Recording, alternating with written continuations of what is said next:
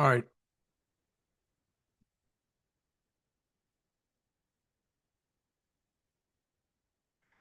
Okay. Here we go. 1, 2, 1, 2. Testing, testing. Looks like I got a mic. Microphone check. Yes. Can hear you loud and clear. Miss Casey Nicole. It's a Do you great mind if I day. invite Rodolfo up too? Because I know he was there with you, right? Yeah, he was there. Okay. Yeah. Anybody else you want me to invite up, just let me know. Open forum. I mean, I just want to do open forum on this because yeah, we just do it like a debriefing. And Totally open crypto. forum. Just no trolls, no, Yeah, I'll keep. no, yeah, yeah, we don't want to get trolled out of existence,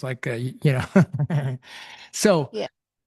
yeah, dude, let's just do a quick background introduction. We'll go on the record. My name is Gavin. We're gonna do the London blockchain recap today. We just kind of share the story. Yeah, I went out there. I did the Babbage Hackathon like week and a half, 2 weeks ago up in Oregon. Really excited to go out there to London and kind of see, all the goings on. So what was going to happen at this event because it was really, yeah, I'd say it was like really instrumental. I mean, well, I didn't know what to expect. I've been to the last three of these things. I think, like, gosh, I've been to the last 4 or 5. I mean, I've been since going about four. I think it was my fourth time in a row going.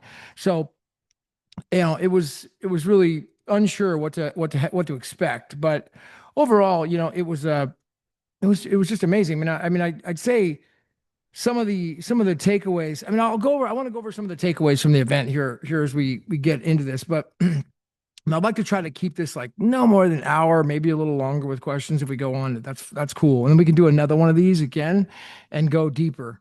But so I'd say like getting out there, arriving, first of all, like we had a huge group. El Liberté, she had set up this huge group. We had like 25 to 30 people in this group that I was with the whole time. So first of all, like we freaking took over the whole event. Like it was just badass. I mean, we had gone. So before I even went out there, we did like 3 days. I think I arrived on Sunday and then Sunday, Monday, Tuesday. The event was what, Wednesday, Thursday? And so Sunday, Monday, Tuesday, we had events going, already. We were doing like tours of London, all hanging out. There was this Bitcoin Palace penthouse right near the event that everybody was staying at. I mean, this was so perfectly planned out. The location of the event, the where Elle had set up this Bitcoin Palace. Having a centralized location where everybody could meet up at was so key because like before the event, I'd go over there, we'd all hang out, we'd go to breakfast together, then we'd go together, we'd walk to the event together, and then like 30 people are going to the conference all together. Even though we'd get lost inside the event, we'd plan, like, hey, we got to show up at this one speaker stage. And I want to talk about some of the key speakers that were there. But we would really having the community together was everything.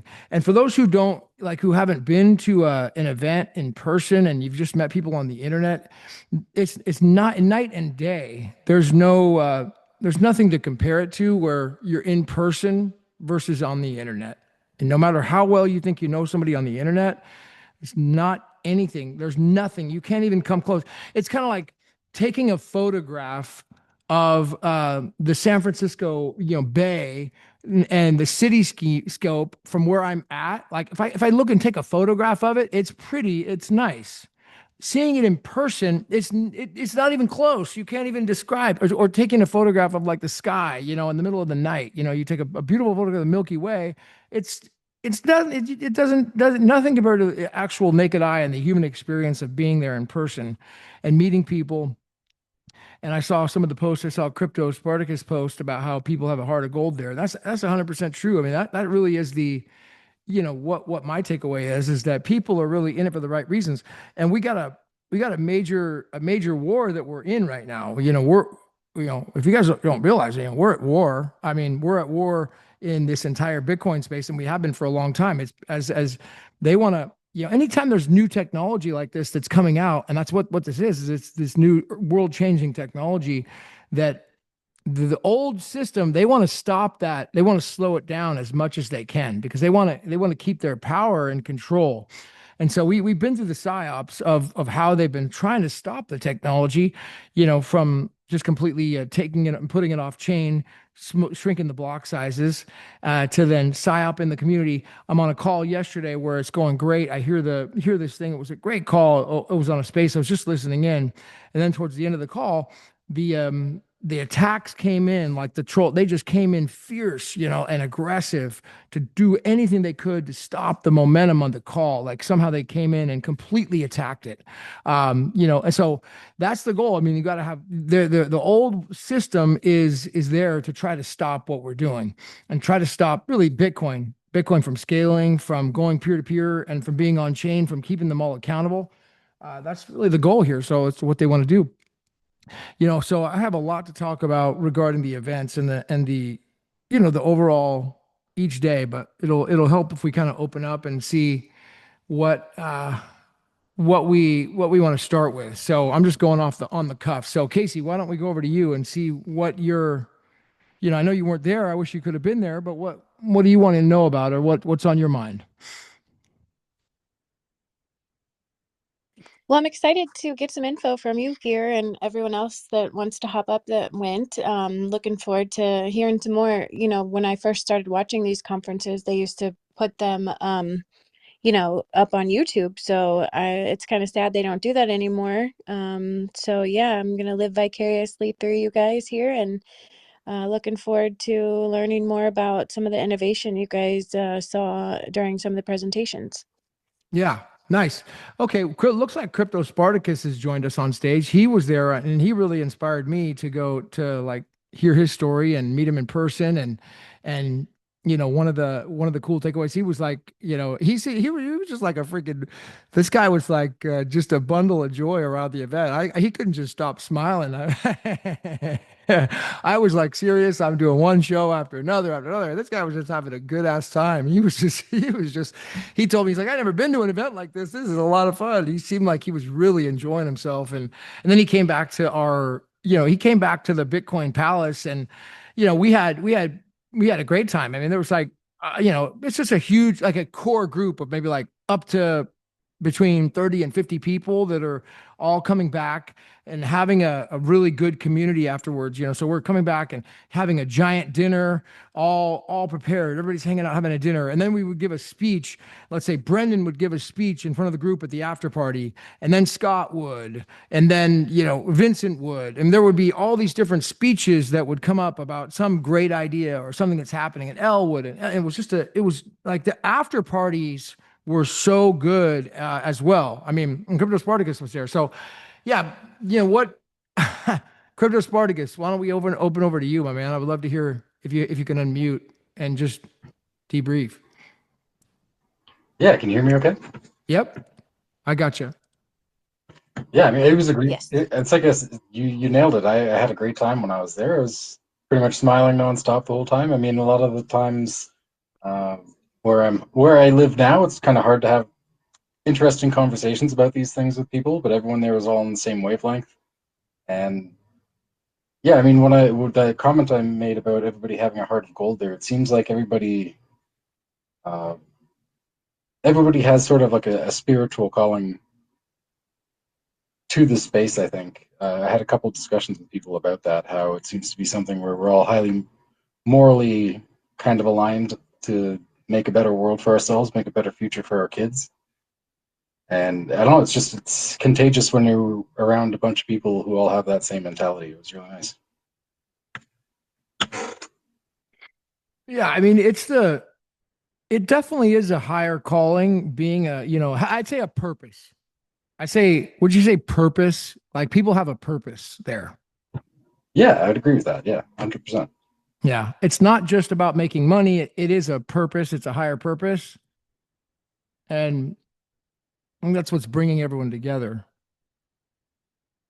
We've got this war that we're under, it's a spiritual war, and just, yeah, let me just kind of go back into the very beginning when I got there. So I arrived let's see, I flew out on Saturday night, missed my flight, and there was a new thing in the UK where they want to do a retina scan and have everybody scan their retinas to go to the UK. So I objected to that. That objection, along with just being late, caused me to miss my flight. So I was like, fine, I'll do a reroute to New York. And I went to New York, and I was able to not do the retina scan in New York. They were able to, it was stopped. So I didn't have to do it, which was a relief. And then, after that, I just, rolled out the next morning. So I didn't actually, it was a full day of traveling at that point, because I had to do a layover. So I arrived Sunday night. Didn't get to see anybody really Sunday night, but it was Monday that I got out there the next day. Now it's a little confusing in London with getting around. And so at least my first day, the full day there, it was downpouring nonstop. So I call Uber. They say, okay, show up here, get Uber, and there was no Ubers. The downpour was so rough, there was just no Ubers at all. So I didn't know my way around to get to a train, and there was no taxis at the hotel for whatever reason, because it was raining so hard. So I started walking in the downpouring rain to finally get to the place. And I finally got to a train station, and then I went in an hour in the wrong direction. And so that was a little bit ridiculous. Going an hour in the wrong direction in the train. I felt like a total blonde from California at that point. So, then I ended up getting to the event, and it was at this lunch venue where everybody was at. And then I show up early to it, because I missed all the other stuff because I was a little off. But I went to the lunch event, and then everyone was late. And what's happening? And then Satoshi, he broke his leg right at that time. So I show up, and everybody's late because Satoshi got taken to the hospital. And this is where the spiritual warfare attack comes in, because he's just walking down the street and he breaks his leg. I mean, who does that? He didn't get hit by a car or anything. He just fell down and broke his leg right on the street. And it was broke right in half at his hip. And they pulled him out of the event right before I got there. So I don't know. Were you there? I don't think you were there for that, Crypto Spartacus. Were you when he was doing that? No, I wasn't there for that part. I only found out about that little tour group right before I left. So I would have shown up a day earlier to attend, but I didn't know about it until last minute. Yeah, he snapped his leg in half. I mean, it was crazy. Just, I mean, nuts when that happened. I mean, I couldn't believe it. So I never got to see him. Now he gave what the good news is there's a recording of the speech that he gave the night before, which I've been yet to able to get, but I'm going to post it when I do. Apparently all the people in the room, there was like 30 people there who were in the room when he gave the speech the night before, about, like, they said it was like the best speech he's ever given. I mean, one of the best they've ever heard about, the Bitcoin story and Bitcoin as a commodity. So once I get that recording, I will be uploading it. And apparently it's like one for the ages that he gave. Like, super passionate, really good group that he gave it to. So that'll be going on the record. I'm really happy that they preserved it, because that was the only time he got a chance to speak. So yeah, we went from that event. It was just, we started doing other events and did a full couple days there beforehand, where we did the city of London and the tower up there, or the what is it called? The Meridian, the Meridian line, where you have GMT time. We went to the GMT time, where you actually have the Meridian timeline, and had a great group up there. Like, everybody went up there and just walked around, talked, and had some very good touch. Oh, I want to share one thing that is the people that haven't seen yet, and they won't see it for a minute. And that's so we did an event where we go on this ship. It's a famous ship there in London on the harbor, and it's about one of their wars that they had, and it's a famous ship in their history. And so this ship, we all get up and we do the tour. We go inside and go all through the caverns and all the places inside. And then we go up on the very top. And Brendan, he had been planning this for 6 months, Brendan Lee. So he had been, I didn't know it, but at the time, I kind of knew he was planning it. So I was talking with him about doing it, but he'd really put a lot of thought into this. So he goes up, and we're at the very top of this ship. And then, I got a camera, Sony camera, and a micro JVL, one of these high-end audio systems for a camera. So I got him mic'd up, and I got a camera going, and then he, get a good shot, and it's the background with the ships in the harbor. And then he gives this this speech. Called the sea change moment. He really, he called it the sea change moment. It really in Bitcoin and in history. And I mean, I think people after this were like, they all got chills and goosebumps. This is one of the most important speeches that anyone has ever given in Bitcoin. His energy was on another level, and I do have a recording of it, and it's going to come out, very very soon. Then Kurt joins in, and he gets in there, and he and Kurt just start feeding off each other, and they really just go and give the whole crowd an absolutely one of the best speeches I've ever heard about the sea change moment in Bitcoin and where we're at. So that's going to be coming. You know, the event though. Did you want to? Oh, Rodolfo, it looks like you're up here now. What's up, buddy? Hey, what's up? Good to hear you, my man. Yeah. So what are some of your takeaways from the event? Yeah, first of all, like you said, man, the group attack on the conference, us kind of having the 2 days beforehand to build some rapport, make some friends, and have some experiences together was awesome. And then going into the conference in kind of as a unified group, that was amazing. I think that was a great way to do it. I look forward to doing that again. I think that's the right way to approach it, especially this year because they opened it up, to other blockchains and things this year. So it was nice to have a group of BSVers and then to attach to other BSV folks. And so that was one of my key takeaways. Definitely was the group format and that kind of touring beforehand was just, I think, the way to go. Dude, it's just incredible because like we had like, I would say like 30 to 40. I would say 40 at the most with us, and then 25, 30. So we between 25 and 40 and even up to 50. Like, so it's a huge group, man. That's a pretty huge group at all times. And it created a massive amount of momentum. You're walking around and you're going to places like we took over that whole conference, dominated it. Everybody saw that. Yeah, it was great. It was great. And the other thing about the conference that I took away was that it wasn't a hype show. I feel like some of these other conferences, they're all about hype, rah, rah, rah, pumping the coin and all that kind of thing. What was awesome about this was the people that we were around were people who have been around in Bitcoin for a long time, or people who are just getting into it now, but they want to build, they want to do things with Bitcoin and figure out what can be done and just kind of be those pioneering people, which kind of like the way it was tied into the tour, the way, for example, English were people who went out and conquered the seas and conquered other countries. They were pioneers in that way. And so, yeah, it was cool to be around people who are building and thinking of ideas, looking for opportunities, businesses they can build. So that was another key takeaway for me. Yeah, maybe you could tell a little bit more about your story, Rodolfo, because I don't think I've had you on any spaces before, even though I know you. I don't know if anyone else does. So maybe you could just give a quick introduction as well. Yeah, absolutely. So I'm somebody who I'm a sales professional. I've been a sales professional for the last 20 years in the insurance business and also in solar, residential and commercial solar.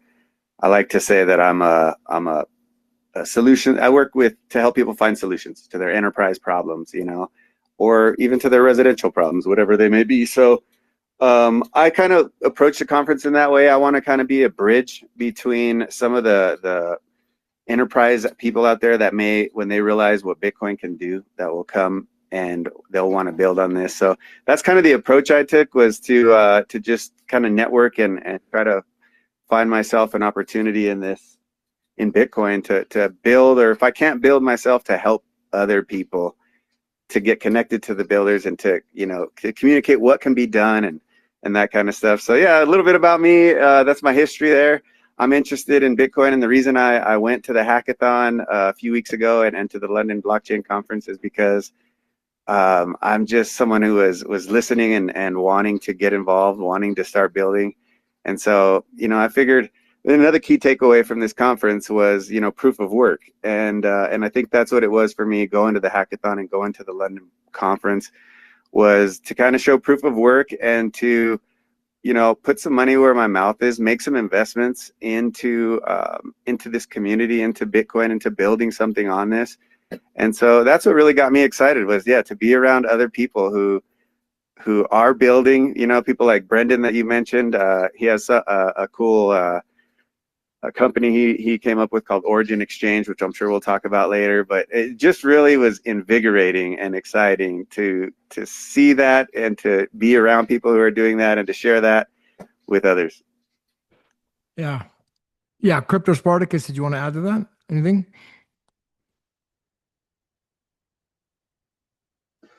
Yeah, I mean, I met Rodolfo. Rodolfo was actually the first person to introduce himself to me at the conference. I met him at the registration desk. Just as I was going into the conference, I met him. And yeah, it was just really nice to connect with a lot of people who are in a similar position to me and Rodolfo, who, I don't know, we've been observing the space for a little while, and we just want to start building on it. There's a lot of us in that situation there, so it was kind of nice to have conversations with people who are all kind of getting excited about building things on the network. Yeah. Rodolfo? Yeah, totally agree. So let's see here. The other thing I wanted to, I think I was kind of mentioning, was that, yeah, it wasn't a hype show. That was the other key thing, was, you know, the least interesting thing about Bitcoin is the price. Right. So I have a Casey. question. In previous years, there were quite a few presentations about like real estate projects and different things that were actually using the BSV blockchain. As far as like, you know, the networking, I'm sure is always priceless, but the presentations at the conference, was there anything that stood out to you guys, or that was, you know, using BSV that you think is going to be a game changer? Yeah. Well, first, the first thing that stood out was when I walked in. Now, you guys, Teranode is out on mainnet now, quietly out. Like probably one of the biggest breakthroughs ever in technology is now happening quietly. So that was the biggest breakthrough. Is as soon as I walked in, over in the back corner, they're not presenting, they're not featured, they're not even, they're really barely even there. Well, they're there, but in the background, there's the two giant guys, these 6'5" giants. You got Siggy and Connor. So right after I did a quick show with Orange Gateway, which I did get on the record, it was really good. Those guys are super important. And Thor having a show with him, I went over to Connor and Siggy, and I had a camera crew with me. And then I started doing a Q&A with about 20 or 30 people in the audience with Siggy and Connor about the rollout of Teranode, what's happening, what it means, and did a full-on open live audience. These guys were like, "Oh, I'm so." Connor says, "I'm nervous." I said, "No, don't be nervous. It's like this is going to be on the fly." So we just did a rollout Q&A. About Teranode, what it means. And one of the takeaways from that is I just came up with I don't know if I came up with it or where I got it from, but it was an analogy of like Teranode is like the oil in the ground, pumping black at the refinery. If you could think of like oil all the way to gas station, they're like the oil pumping right out of the ground with black gold. It's spewing everywhere in massive abundance. You and I, we need gasoline for our cars. So we gotta refine that sucker down. Either we got to become the gas station, and or we got to be a refinery, help refine it down, or we're a gas station to help pump it out, or we're just a consumer putting gas in our car.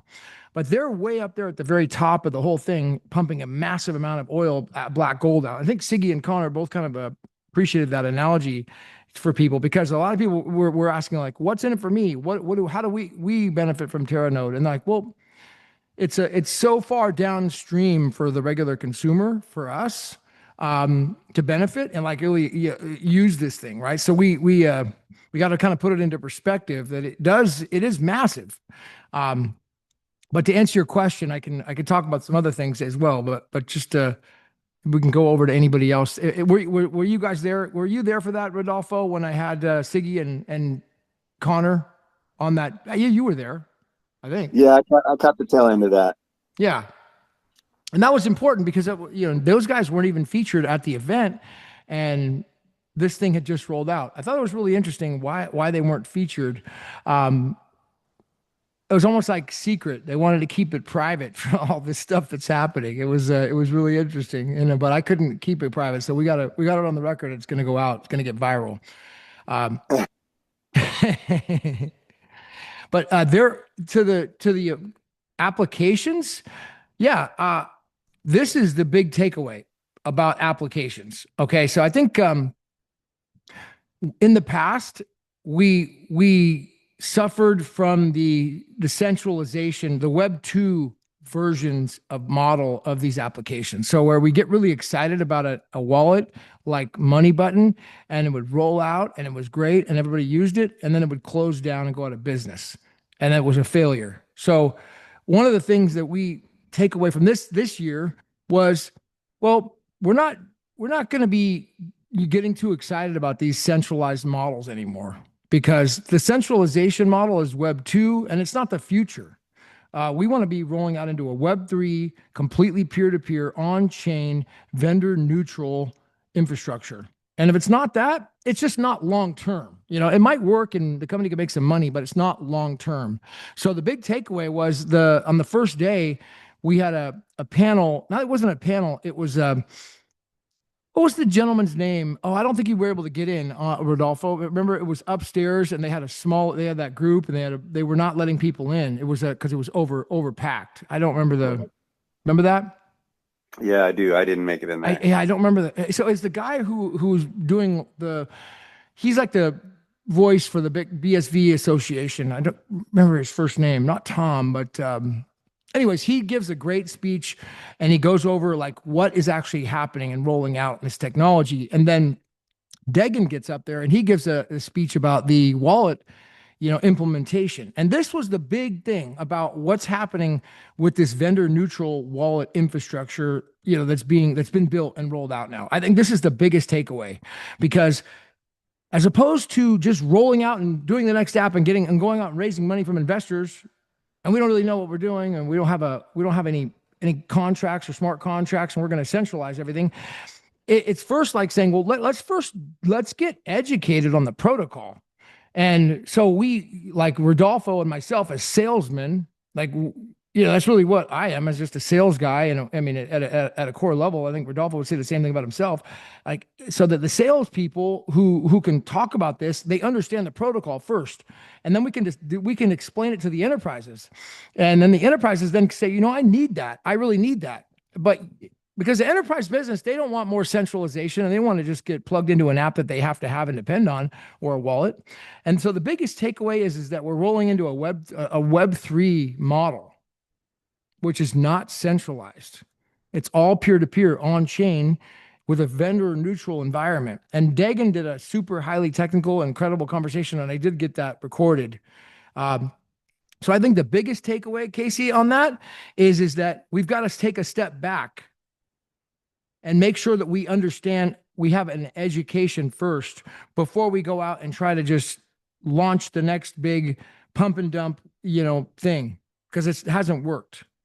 I think that's Rodolfo, did you have any thoughts on that?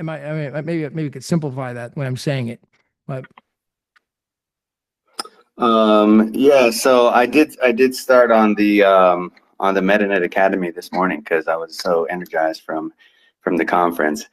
And yeah, you're right. It's what I was kind of taking in was that this vendor neutral wallet protocol is what we need in order to really build out, because like you said before, if we have apps that work with one wallet, but then you have to go and build another app for another wallet because there's not a standardized protocol, then what we end up with is just a mess of stuff that ends up, maybe it works for a little while if you're using it with that one thing, but as people start to expand and try to use it in day-to-day life and try other things with it, it eventually falls on its face, and then we end up with an embarrassment where something disappears. I think this protocol that Babbage has created is the key to really to really using Teranode and using what Bitcoin offers, and being able to show the world what can be done. You know, what can be done with this protocol and with these tools that we have. Yeah. Yeah, and there's only a handful of people right now who can talk about this. It seems like Mitch being the forefront expert, I'd say. I wish it was, if he's on here, I'd love to get him up here. I don't see him on here, but if he comes up, I want to bring him up in case if you see him. He'd be the overall expert right now on this, and he's done such a good job at helping to educate me and point me in the right direction as I'm learning this new language, which is some of the words are just it's a not that I need to learn the code, but I'm learning the new words of these definitions of what these things mean. So that's the bridge, right, Rodolfo? It seems like that's the challenge. That's it. Is having the vocabulary and the lexicon to be able to bridge the gap, like I said, between the enterprise problems that are out there, because this blockchain, with its high throughput and super low fees, it gives us the ability to do things that cannot be done anywhere else.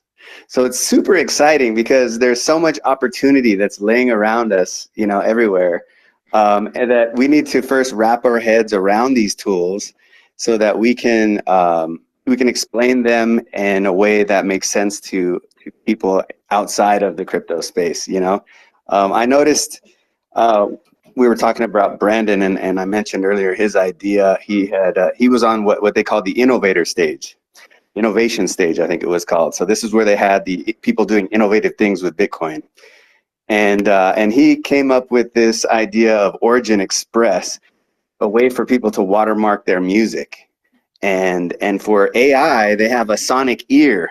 It's called Sonic AI, I think, that listens in and can find that watermark on any track, even if it's been mixed in, or, you know, all these things. So super fascinating to see what he created. And, you know, as he said during his talk there on the innovation stage, this is something that could only be done on Bitcoin, you know, so really exciting. It just, the opportunity, I can't stress enough what I saw when I was there. It just seemed like so much opportunity surrounding us. Yeah, that, just to comment on Brendan's, it does appear to be a huge breakthrough, and it seems to be a dream about the music. A lot of people have talked about doing a music platform where the artist retains all the rights to the music, and then people can buy in and have shares of the song. And he used the example of like Thriller. Imagine if Thriller comes out, you're able to buy shares in that song, and you're able to receive royalties with the song. You're basically like investing into the song when it comes out, and you get lifetime shares with it. That's a kind of a very simple example as to what he's doing, where you're buying it all on chain, all through Bitcoin, and it's this centralized. Yeah, it's this decentralized model, a Web3 model for people to buy in. One of the cool things about the group that we had is we had like one of the guys from the city of London. He was in this men's club. It was like one of those secret society style clubs, you know, in the middle of the secret of city of London. So on day one, we went down there and he let us into the club where you get in, you know, you got to do the secret handshake and all that to get in. But he was a member. So he cleared us. He let us in. So we brought like 30 people into this secret, you know, I guess it's secret because it's not open to the public. It's definitely a private organization. And we went in there. It's like a whole city of things going on in here with the who's who of the bankers and the officials there in the city of London. So we go back into that, and we're, you know, walking around. It's just incredible in there. This is swanky, really super swanky area. But his connections, being a member and a long-term part of this group, this association, he immediately, has just massive wealth connections in there. So they're just like, well, how do we get rich off of what you're doing? And so he brought like 3 or 4 or maybe more high net worth investors inside that group to the conference when Brendan talked, and they were just, they saw the vision, they saw the opportunity, like how they can make money with, investing in a company like what Brandon's doing. So that was a big takeaway for sure. Rui de Silva is doing a voting app, which is another one. It wasn't featured on stage, but that's going to be another big one on chain rolling out, and it's another big deal. It's going to be heavily backed, heavily supported. He hasn't publicly announced it yet. He's waiting until it goes live on the App Store. That's going to be coming out. It's going to be voting all on chain. That's looking like it's going to be really good. Uh, the uh, I mean, there's a lot more. So what else? Casey, go ahead, Rodolfo. I apologize. I just hit the button by mistake. Casey. I was just talking to Cranker in a DM, so I didn't catch the last Yeah, just what bit of what you were saying, no but problem. trying to get more people here on stage. So Yeah. What any thoughts or any questions or comments just to get the room, trigger my brain here as to what we did. what were the after parties like? Oh, dude, When the it after comes parties are freaking amazing. Okay. This is the best part of the event. I mean, first of all, I'd say the conference was it was sold out for sure. It was packed. The conference was an absolute success. First of all, I mean, it was absolutely slammed. Everything was packed, full house on all the stages and every speaker for the most part that I saw. So it was very hugely, wildly successful. We had, it felt like going in the event, we completely pretty much captured all the attention came back to our group, and the BSV people, because it was just captivating. I mean, everybody was together and unified. That was one thing. We stayed together for the most part. That was the goal. Like, we go there, we want to try to stay together and not split up and get lost as much as we could. So we did a pretty good job at trying to stay together, and that made a big difference. With that, like, we'd invite people back to the after parties for the event. And it was in walking distance. You could get up to the Bitcoin Palace, which is up on the top floor of this apartment building, right on the water, on the River Thames there, looking out over the city. I have a couple videos. I'm not sure if they're out yet. If not, they'll be out soon, going and looking at the view. And it's just amazing. You got this full on view. We had a great view with a wide open, it's not a balcony, but it's a whole window panel. And the people that were coming in were all personally invited there, either from our group or cool people that were there at the event. And some of the people that I met, they hadn't, I mean, there's some really smart people that are there that, they just figure Bitcoin doesn't work. So, there's a lot of the other people, like from traditional finance, they're just looking for a way. Like, does this make any sense with this blockchain stuff? I mean, since Bitcoin doesn't work, there's got to be another way. Ethereum doesn't work. There's got to be, they're looking for a solution. That's kind of where I noticed people were at. They're like trying to find a way.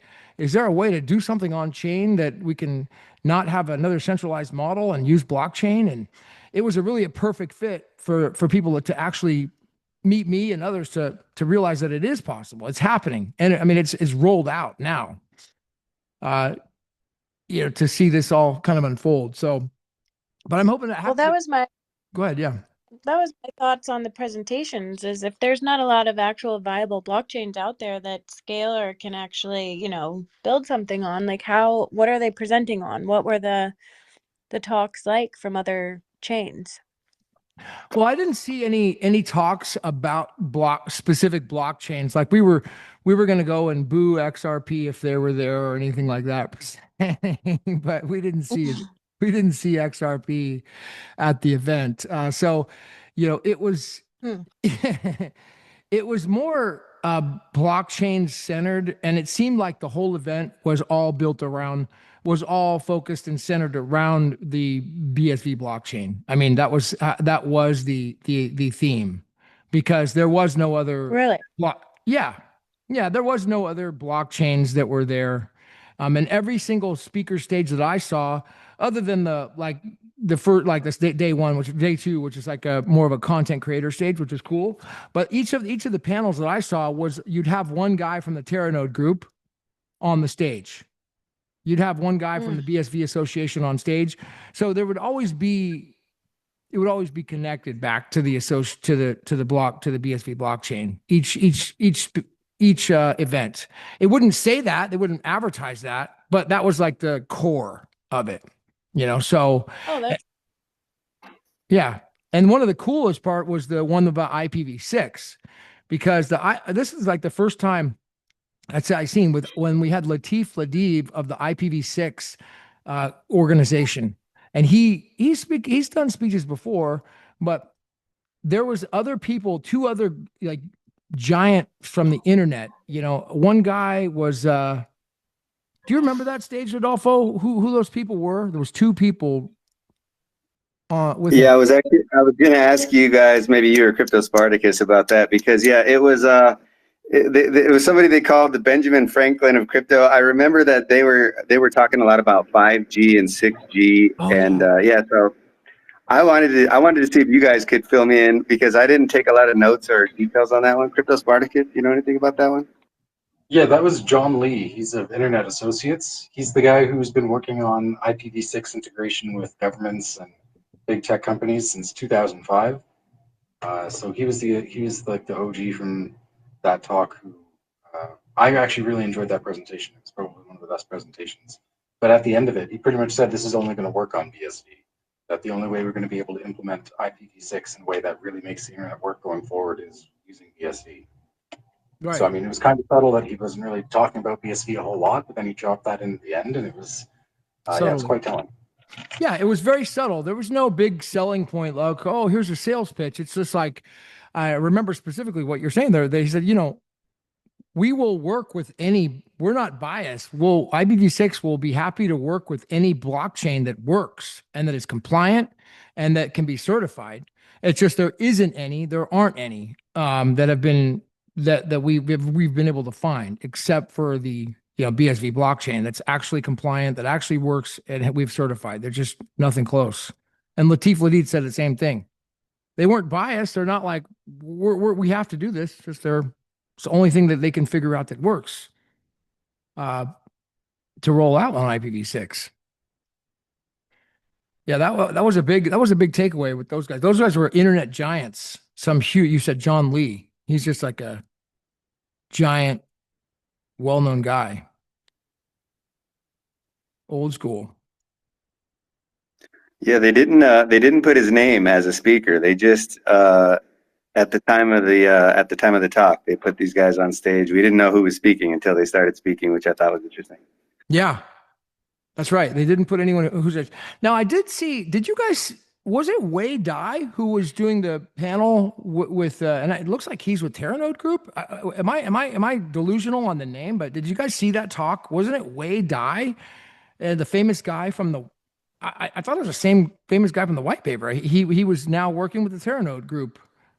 I think you have the last name wrong. His first name was Wei. Okay, the last name's wrong. Wei. All right.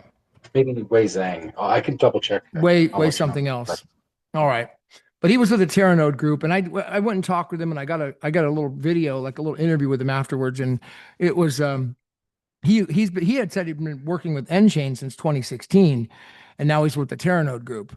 So, but he gave a really interesting talk, and none of these guys were like pitching or selling a blockchain, but you got to kind of look at the you got to read between the lines. It's Teranode Group, which is as you kind of know, that's like the intellectual property side of the blockchain that nobody wants to seem to address. Oh, I did have some amazing conversations with, do you guys remember the AI panel that, that was the way, that was it. I think it was the way. It was that panel. I just checked too. It was Wei Zhang is his name. Wei Zhang. So yeah. I had a really interesting, after that event, that was the last event for the day.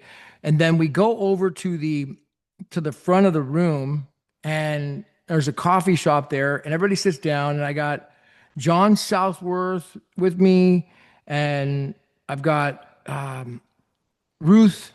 Ruth was there. She was signing in her book, and I had a bunch of other people join in.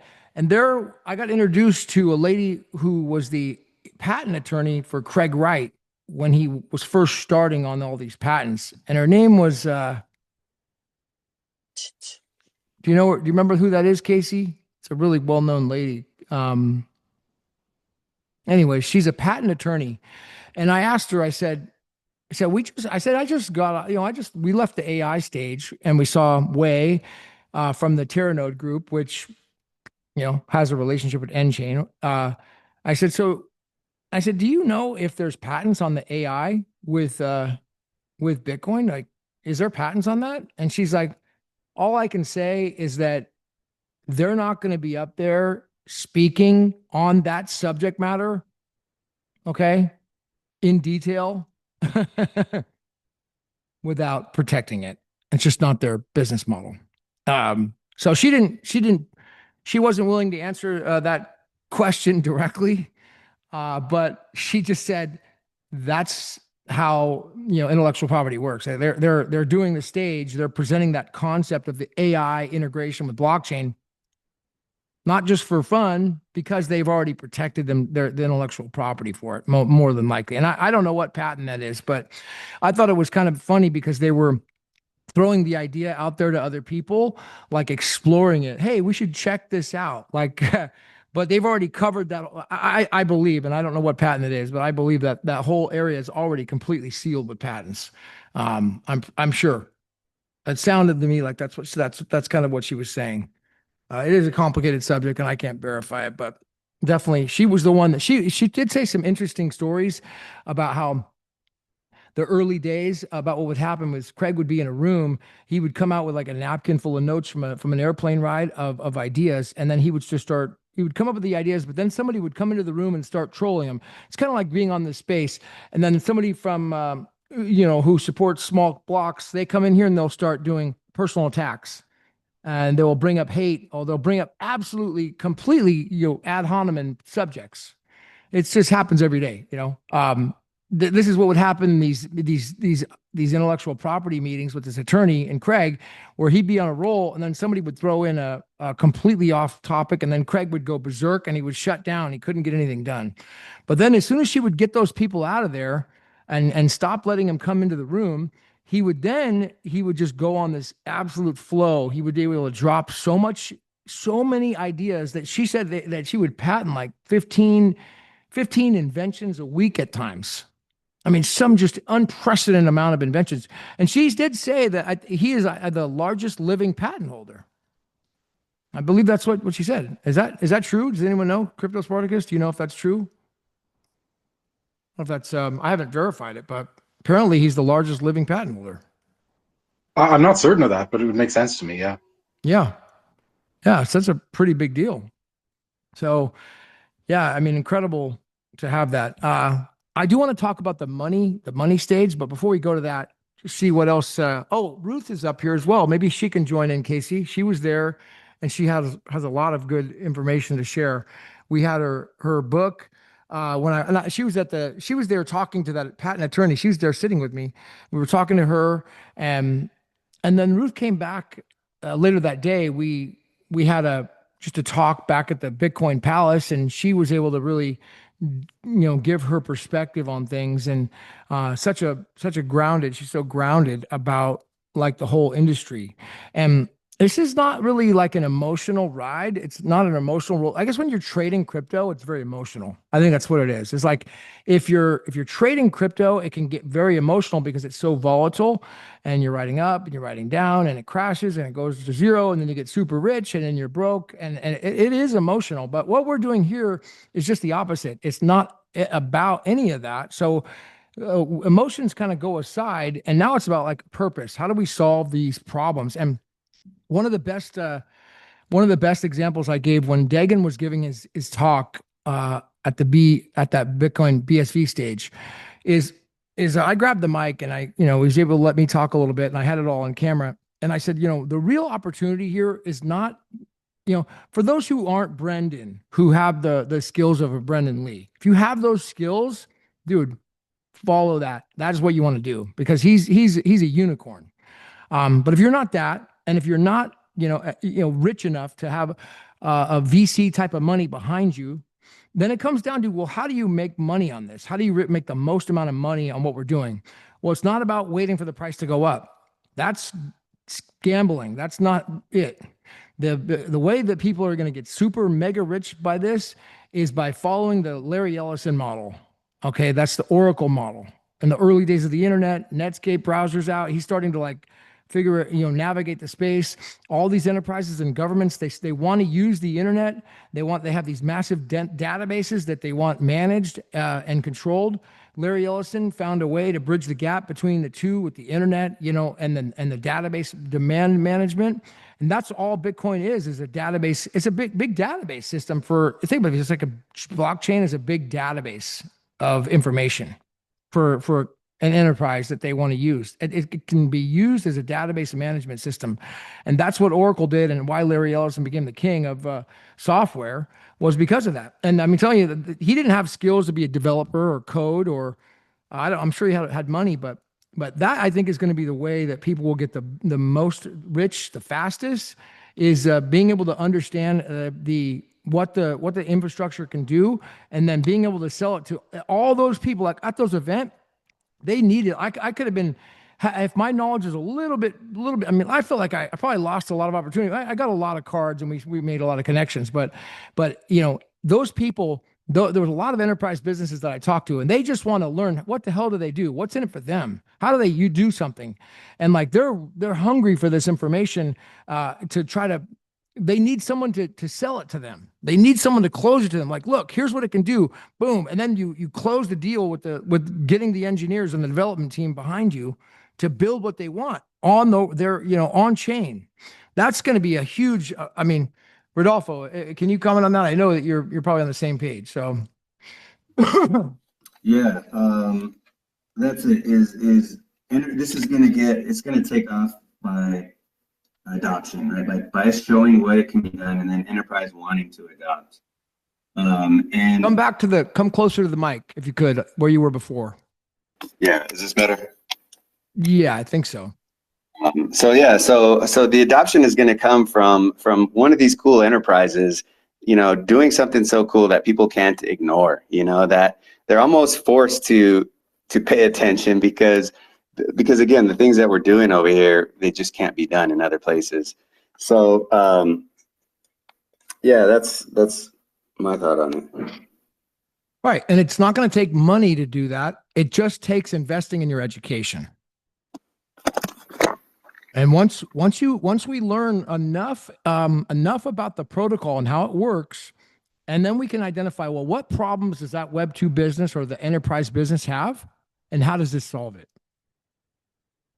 That's where the freaking opportunity is, right there, to get freaking mega rich. Ruth. Hi, Gavin. Welcome. Thanks. Let me add to what you were just saying. I heard or maybe read something that Wolfgang said, who was there at the conference. Had a nice chat with him, and I thought it kind of resonated with what you were just saying. He was making the point that one Satoshi can be worth far more than an entire BTC priced Bitcoin currently by putting data on chain. So it you know what I mean. The point is that once you give data value, then our blockchain can store a hell of a lot more value than BTC ever could. Do you see what I mean? Yeah. Because we can attach data to Satoshis and tokenize things, and obviously therefore introduce a hell of a lot more capital to the blockchain than just the value of the coin itself. It's a compounding effect, yeah? Brendan Lee mentioned something about that, and you alluded to that earlier, Gavin, when we were on the ship of the and he was given an analogy about Teranode and Bitcoin, and he kind of used the analogy that Bitcoin was like the ocean, and in the early Bitcoin days, we were using more simple boats to carry information, to carry people, places, to carry things, but they were very small, right? And then we got these big wooden ships that you see like in the Pirates of the Caribbean or something like that. These big ships that could carry a lot more information, a lot more commodities. And then what he described was that what you talked about, that sea change moment, Gavin, where we're at that point now with the release of Teranode, where we now have these steel ships with these steel hulls that can displace a lot more of the ocean. They can carry a lot more commodities. And he's like, you know, we're not really at that point yet where we have a fleet of ships. You know, we've kind of proved the proof of concept. And he said there's going to come a time where we put so much commodities on one of these ships, so much data, that from then on it will be only metal ships, you know, and that will be the point as well where people begin to realize that this is the only way to have Web3, that Bitcoin, BSV as the rails of the new Web3 with its high throughput and low fees is really the only one like that's also, you know, compliant as well with law and things like that. So yeah, it's really exciting, Ruth. And I agree with you. You know, it's not about the price of the Bitcoin, but how you could put on one Satoshi a treasury or I don't know, I can't remember what Brandon said, but he used an example of like this data that you can put on this blockchain on one Satoshi can be far exceeding the value of the Satoshi, and so it's just like the ability to ship tea back and forth between China and England, and to open up trade, and to really, it's that sea change moment. Yeah, Ruth. Yeah, no, I agree wholeheartedly. Now, I've missed some of this discussion, so if I'm repeating stuff you've already said, I apologize. But I was really impressed with Brendan Lee's talk that he gave about what was it, Sonic AI, I think it was called. Have you talked about that yet? Well, only high level, and I would love to hear. Go ahead and share, because I forgot the name. I didn't say. I forgot it was Sonic AI. Yeah, you're right. So please share what your thoughts on it. Okay, well, it might be repetition, so sorry about that. But basically, he's pairing with a company that have come up with an algorithmic way of putting a sonic watermark on either silence or music or podcast or anything you like, by the sound of it, that passes the golden ears test, so that a human can't hear it, but their kind of AI detection system can. That also kind of allows you to layer sounds on top as well, and it can still detect it. So it will, you know, it could detect a piece of music playing in the background of a cafe in a film or something. So essentially, it's pretty foolproof. And then Brendan's going to layer in this sort of tokenization aspect where musicians, artists can sell shares in their songs to their fan base, so that the fans can also participate in the royalties of any tracks that come out in the future, which I think, you know, will be absolutely terrific, and really turns on its head the whole model that we have at the minute, where the record company basically, you know, is like a vulture taking all of the gains, really. Even a lot of the time, the artist, musician themselves don't really see much back from their work. So it's a fantastic way to democratize ownership of all these intellectual properties. And another thing can really only be done on BSV. So I know Brendan's the guy to do it. He's absolute genius, that guy. So Genius. Not only genius, but he the speech that he gave, and you weren't there, Ruth, but the day before he gave a speech that he had planned for 6 months. That I happened to get a camera that is a professional camera, had a camera crew and sound and everything, and I mean, he never told me to bring a camera. Thank God I did, because it was one of these things like I got him all mic'd up, and that's going to be a critical speech about that he gave, and it wasn't about the company Sonic AI. It was prior to that. He gave a whole overview of like the background and his story and this whole thing that we're in there right now. And it was perfectly timed because it was on the ship in the maritime waters, and it's the sea change moment, and the Bitcoin is the ocean, like Rodolfo was saying. It's going to be important speech going forward. Oh, I really want to hear it. You're going to have to. You're going to love it. Yeah, upload it. Yeah, I mean, I feel like I missed quite a lot of really good talks, off the cuff from Kurt and Brendan and yourself, and I know probably others as well. But unfortunately, I can't do a lot of walking, so and I hear that you guys walk miles and miles and miles, so Oh it's a yeah. good job I didn't try and go along. But yeah, I'm sad for missing it because it sounded like an amazing tour around London. I mean, like a once in a lifetime type thing. Yeah. Really was. I mean, there's a gal called Elle Liberté. She is an American. I think she has dual citizenship. No, she's British. She's British. Okay. So Yeah. she's a British and she knows her way around that place well, very well. So she was able to coordinate the entire thing perfectly timed. And I mean, it was so, let me give you an example of how perfectly timed it was. We got on a bus, a red bus, and we had the whole second floor.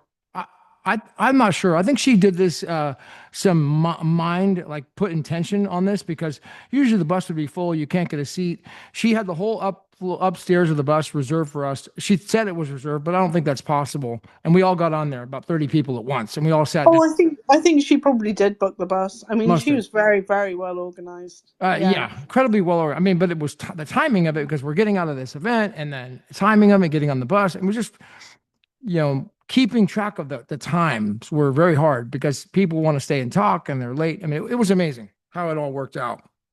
Incredible. I want to talk about the stablecoin as well and bring up Mr. Ben, the panel. But before we do that, I see him in the crowd. Bailey, over to you, buddy. You got your hand up. Hey, Gavin, thanks. I was Yeah. just wondering if you could tell us how Satoshi broke his leg. I was so curious if it's Yeah. secret or if No, it's it's not. I mean, I think that's a good question because we speaking of Elle, so Elle is like very, very spiritual, and she's doing, I mean, super highly intelligent, this girl. I knew Elle, but I didn't know her like this. I just knew her, met her a few times, and I didn't know she was this skilled. So she's really calculated on everything that she did here and very intentional, not only in organizing things, but also setting like the right spiritual prayer so that things go well. And so I get to the event on Sunday, and I didn't actually meet the group till Monday because anyways, I take the bus, or I actually took the train an hour in the wrong direction because I didn't have my way around there from the hotel. As a dumb California blonde person, I take the train the hour in the wrong direction, and the Ubers were all closed down because the rain was pouring down rain so hard I couldn't get an Uber. So I walked in the rain. Finally so I get there late, and I missed the actual Satoshi leg break by just a few minutes. And I get to the lunch event. And so what happened is that Elle says that she did not, put any sort of like good intentions or prayers over Satoshi that she should have. And she's like, I should have said something because he was attacked, man, like by something. It wasn't just a random hit. He didn't get hit by a car. He just literally just boom fell on the ground and his leg broke in half. I mean, it was so. The doctor said they'd never seen anything like that before, where you just fall and the leg breaks in half. I mean, it was nothing hit him. It was some spiritual attack. That's what Elle was convinced about, and I was too. That yeah, he was walking down the middle of the Tower of London, and then just falls and hits his leg on the cobblestone, and it breaks in half at the hip. And then they took him away in the stretcher, and had to go and operate. It was an absolute. It was a big deal. So it was. I mean, we think that it was totally black magic or something. One of those voodoo. It's I tell you what, though, Yeah. cobbles are deadly, Gavin. Cobbles are so deadly. I mean, like I've got rheumatoid arthritis, so I have to be really careful I don't fall, honestly. So I avoid cobbles like the plague. And then if it's at all wet and slick, and then I think he might have hit the pavement on the way down as well. So, falling on an uneven surface like that. But yeah, no, it's, the cobbles have been there a long time before we came along, and they'll be here a long time after we're gone. So, 1-0 to the cobbles, I think. Yeah. But poor Satoshi, it was the most Poor thing. appalling break. Yeah. Yeah.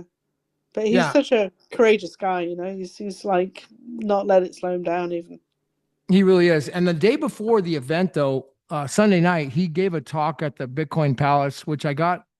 Henry got it on recording. I wasn't there, so I'm going to get the recording of that eventually from Henry, and I will upload it. And supposedly, it's one of the best talks he's ever gave about, one for the ages, about the elements of BSV Bitcoin and how it's actually, a commodity, the first digital commodity, the white paper, the whole release. It's just one for the ages on breaking the entire protocol down the way he can do. Really important talk. So I felt like I was concerned that he was going to be out for a while, and but thank God he seems to be able to make this, make his videos. I saw, he's back on there doing that. So daily. Yeah, cool.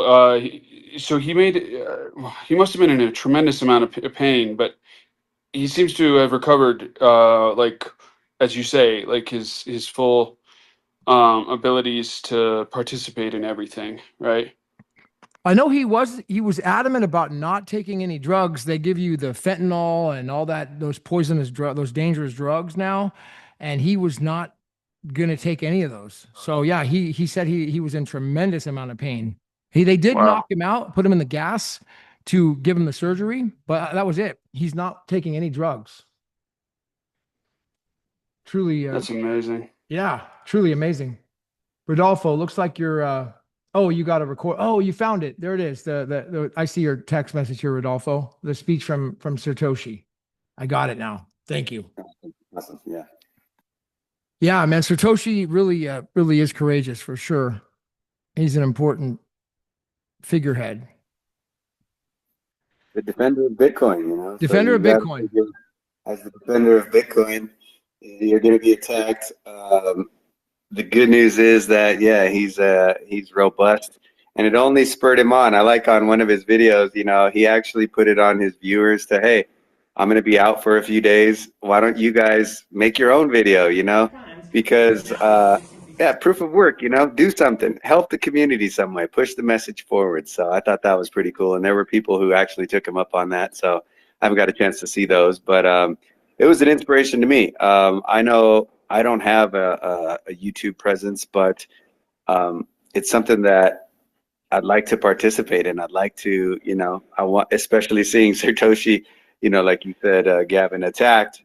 I want to support the community, and I want to emulate what he's doing if I could articulate things as well as him, you know? Well, that's what you're doing. You got the sales ability, and the best way to do that is keep educating ourselves like you're doing.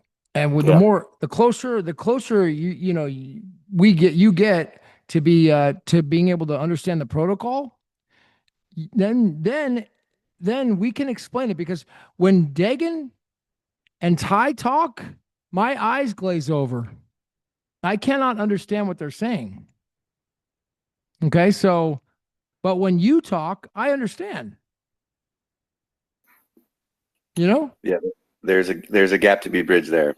Yeah. So we gotta be that bridge to where we can talk just on regular, common, everyday language as a regular person to others. That's Gavin, I feel like, sorry, just to cut yeah, in, but I please. feel like that would be such uh, a huge deal, because so often when I'm talking to normal people about Bitcoin now, I just realize that I'm using words that they may have heard once or twice in their life. But it is complex, and it is like, in order to kind of explain the miracle to them, you do have to use words that are different. So uh, I'm so glad you sort of touched on that, because I have that problem almost every day, where I'm like, how do I persuade somebody of this if um I don't know. I feel like I'm shouting at people, like I'm yelling these terms at them to try to get them to understand them, but shouting the terms doesn't really, make any difference. Does that make any sense? It does. Shouting the terms doesn't solve their problems. And I think that we got to look and make sure that we're going after the right audience first of all. So look at what Larry Ellison did and how he became the king of software. It wasn't because he was able to speak the software, or shout the terms. He saw the problem that those businesses were having back in the day about their database management, and then the new internet, like the internet's rolling out, and he's now able to help them bridge the gap between what they needed to manage their database and having the internet, blending the two together, going into it was just a perfect synergy. That's the same thing that we're facing right now with Bitcoin. These enterprises, these businesses, they need database management. They need to be on chain. They just don't know how it solves their problems. And so it's our job to say, well, look, this is going to solve your business's problem. You're going to save money. You're going to make more money. And it's going to make things way easier having all these smart contracts implemented all on chain, completely private, give you the privacy and security that you need without having to tell them that it's BRC 100, which they don't know what that is, or any of these words that they don't know that mean nothing to a business. We give them the solution. That's how this is going to roll out. I hope you're right, and I'm glad you all had a great time out there. And thanks for having me up. Yeah, you're welcome. And speaking of that, I think you're aren't you in Colorado? Yep. Yeah, I'm in Denver. Yeah. So in January, there's going to be another hackathon that I'm going to, and it's going to be there in Colorado. So that's happening. I think it's like the second week of January. And yeah, I think Brett's trying to organize it in Boulder. Which I guarantee will be a good time for. Yep. I mean, January is not exactly the best time to see Boulder, but you'll enjoy it. I'm sure. Dude, yeah. So that's the next big event that people should kind of like gear up to, because those in-person events like that are huge. And the hackathon's smaller than the London Blockchain Conference, not thousands of people, but it's so it's going to be more centered, more of a core group of people. But shit's actually getting done. You go there and see things actually happen pretty fast. It's amazing. So watch for that. Okay. Did you get Mr. Ben up yet, Casey? Oh yeah, he is. Nice. Mr. Ben. Hey, can you hear me? Sorry, my phone died. Oh, no problem. I just thought I would go to you because we had this on the fly panel with Money. So Money did a presentation, the stablecoin, at the event. They had the innovation stage. And for those who have been in the space long enough, even way before me, 2018, Calvin Ayre came on the scene, and I wasn't on the scene, but I know, looking back at the history, you had Calvin Ayre and Craig and Roger Ver, and then Calvin Ayre was like really driving a lot of the things on the scene as a big powerhouse. And now he's not around anymore. He's around, but he's in the background. So, but at this event, you had a Calvin Ayre type presence of a guy saying, this is one of Calvin's good friends and competitors. He doesn't work for Calvin. He was a competitor of Calvin in the online sports betting industry back in the 90s. And he made his fortune and his wealth and became a giant in that industry like Calvin. And he actually has been around working in the background for a long time. And this is the first time I think he's ever come out. He may have been in the background, but I don't think anyone's ever seen Ron Tarter in person or publicly before. Casey, or do you know Mr. Ben? Has anyone ever seen Ron or really known who he is until now? I met him but you met him privately, right? Yep. Yeah. Other than private meetings, he's a background guy. Like, you meet him privately, but publicly, any public you can think of? I wasn't able to find any. No, I haven't. But he said he followed me on X, so he does, yeah. And so this guy is he's the financier behind Rock Wallet. He's the financier behind Money, the stablecoin. These are huge, massive this takes massive capital, massive. I have no idea how many millions, huge, massive capital. So he's the financier behind both of those. Those are not investor funded. Those are financed by Ron Tarter. So Ron, he comes to the event.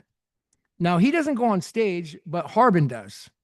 So I know, Mr. Ben, you were there with me and you were like, man, this is a lot of information. How do I even take it in? How were you able to digest what they talked about with Harbin on stage? Did you want to kind of recap on that have you had time to take it in? Yeah, I mean, I've tried to go find it again, actually. It's called MoneyPay. And it's a wallet so they can connect to, so merchants can use it to, it's basically a payment, obviously a payment platform. And, but they were showing that they could connect, it would use like Tether, Circle, and even any other stable coins, which are the main stable coins, and they could convert it in an instant into money to pay, and the merchant could get paid in the money stable coin, which obviously is run on the BSV blockchain, and it was done instantly. I have to admit, I missed the beginning of it. I was faffing around and stupidly missed the beginning because the actual presentation, they didn't have a great deal of time. It was quite a short presentation, and you know, we all wanted to throw some questions their way, but unfortunately the organizers were like, right, next one. But we caught them later and we had a good chat with them. Since I've been back home, I've been trying to find MoneyPay, but I don't think it's actually out there yet. So I think it's coming very, very soon. So probably in the next week or two. And when I spoke to them, that's what they were saying. But so I have to admit, it was just a bit fast, and as I say, I missed the beginning, so I'm probably not the right one to. I was really irritated and annoyed with myself. Let me jump in. So, yeah, so you know, but it was amazing what I saw. What I saw was incredible. So basically the idea is that then instead of going up against and trying to compete with Circle or Tether, they're basically using them and then using what they already have there, this huge, obviously, volume of money, and then they can just convert it very quickly and simply into money. So yep. And then any merchant, so if it's Airbnb or a site for donations and things, also they can you can do the donation or payment or receive the payment via money. So I'm not explaining it very well. I do apologize. Let me add to that. So MoneyPay, it's not out yet, so you're not going to find it, but it is coming out soon. It's completely not out. So it's, you know, I talked to Ron and they're going to launch it. It's coming. But what it's going to do is you demoed it at the event, and it allows for all these stable coins, Tether, USDC, and others. So however the merchant wants to take in the payment, it doesn't matter. They can take any sort of stablecoin payment. And when they do that, it will convert into money with the MoneyPay platform. So it does an automatic conversion with the stablecoin that they want to take in. So it opens the merchants up to taking stablecoin from any stablecoin, most stablecoins. And then when they take it in, it converts it to the money stablecoin on BSV Bitcoin. So it converts it that way at the back end. And it will, absolutely. Yeah. So it opens up the whole stable. So that's like a huge breakthrough. The stablecoin market, consolidating the stablecoin market into money it seems like is the goal. They want to absorb it, you know, to having it go into a compliant stablecoin. Now, USDC may be compliant, but we know that Tether is not. And so the goal is to absorb that market into a compliant stablecoin that's regulatory friendly and has met all the standards, you know, in the Genius Act. That is absolutely coming. I did add request that Binary Mitch come up whenever he gets a chance. But it looks like somebody else joined us. Casey, did you want to introduce who that was? Casey? That is John Calhoun from Tool BSB. Oh, yeah, I John saw him. Calhoun. What's up, buddy? If you want to chime in, feel free to. Or okay, how you doing, bud? Hey guys, thanks for having me. Just here excited about BRC 100 and the space in general. Sounds like the London Blockchain Conference was really productive. Okay, you know about BRC 100. Yes, my the products we've been building the past few months are all BRC 100 compliant. Oh, wow. So, okay, can you are you a developer? Yes, I am. I like to call myself one. Yes. Okay, can you talk to me like I'm 5 years old and tell me the benefit of the BRC 100? Yeah. So I think um, a lot of problems of today's platforms, right? Whether you're talking about social media, um, really anything you log on and use, right? I think there's three issues, right? You have these accounts that you actually don't really own, right? You have data on these accounts that do not port between accounts and apps easily, and the platforms that we use don't really have predictable rules, right? Such as will the company be here in 3 years? Will Elon Musk buy Twitter from Jack Dorsey? Will money button shut down, right? So BRC 100 really solves these issues by um, you know allowing you to own your identity, allowing you to own your data, allowing you to port your data between applications, all within a transparent system that um, all app developers will need to follow, right? If they want to be within the system. So that's really my attempt at the Now, is John, is it going to work with Teranode and then like do you need this to work with Teranode? Can you explain so that? I would say Teranode is going to allow your apps to send more transactions, and it's going to allow the cost of transactions to go lower. You know, Teranode from like a chain perspective doesn't really change anything. It's not really changing any of the rules, right? Like a transaction is still a transaction. It's just allowing more transactions to happen, and allowing transactions eventually become less cost, right?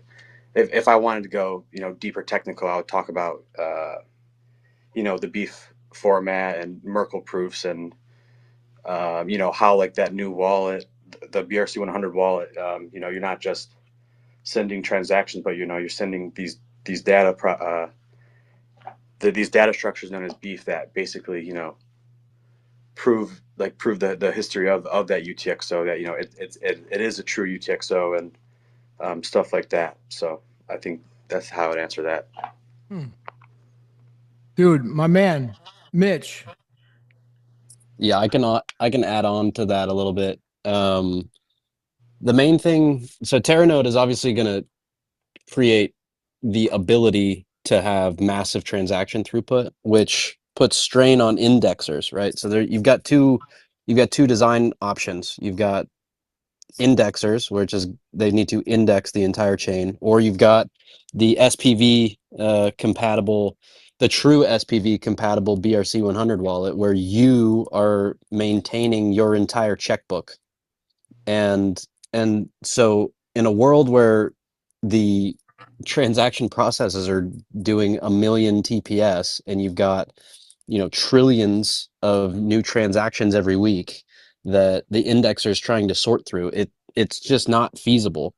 So if instead you shifted the workload out to the edges, and you made sure that all of the edge nodes or the clients were maintaining all of their own data, then they're confident, and they don't actually it's a transition from the surveillance model, which is a Web 2 model, which has been emulated in the blockchain space because no one knows how to actually do Web 3. But Satoshi outlined exactly how to do Web 3 when he defined SPV, and how I check it. If I make a transaction with John, he looks at the atomic beef, validates that all of the inputs were valid, and then he says, okay, you're good. I can accept that transaction.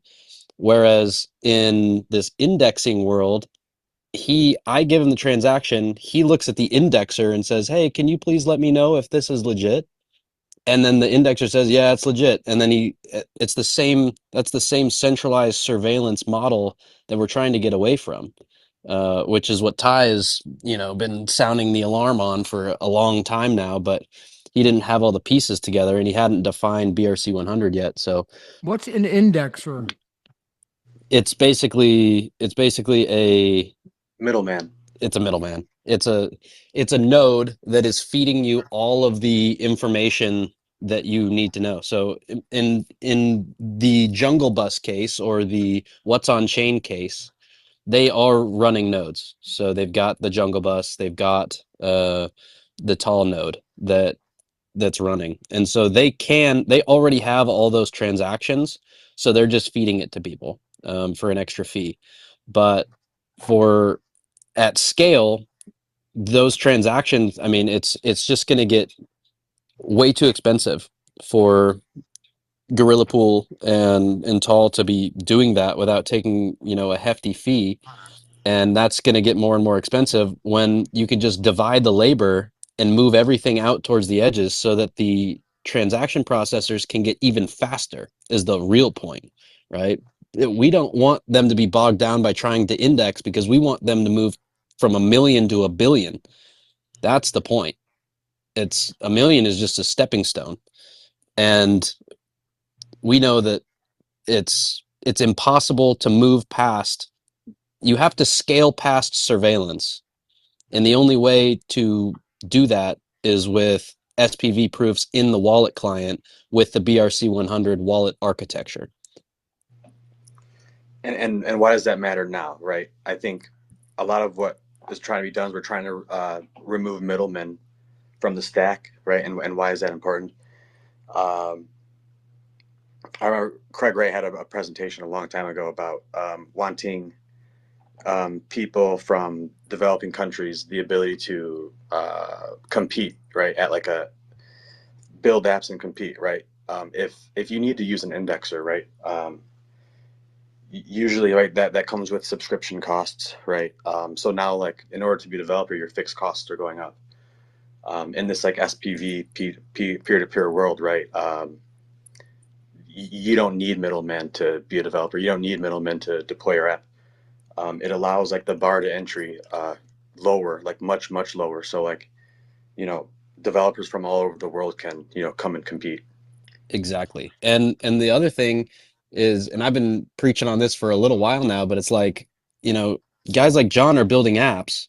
And the best part about the way he's built it is now he doesn't have to re-architect it to scale it to 100,000, 200,000, 1 million users. It's the same thing. He already built it. Now he can scale it.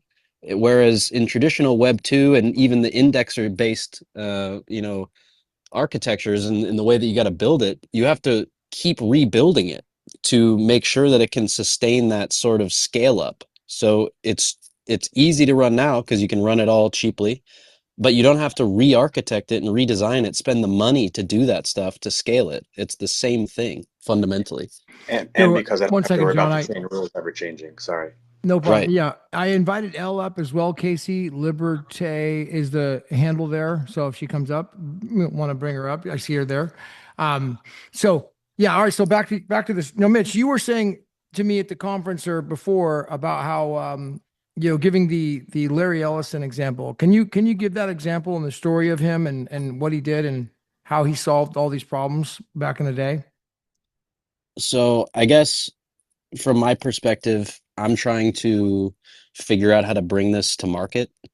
And if we look at it from first principles and we say, okay, Web3 is re-architecting the entire internet, then let's think about what the internet was used for before we're using it for this. It was used for enterprise, it was used for research institutions, it was used for governments and communication, secure communication, resilient communication. And so I'm sort of looking at it from that perspective, which is that's how Oracle started. They started from that perspective. Obviously they're into TikTok now, but that's another surveillance engine. So that's, it's got bigger, it's not just a little social media platform, but, I'm looking at it from that perspective and trying to build from first principles there and then have it filter down.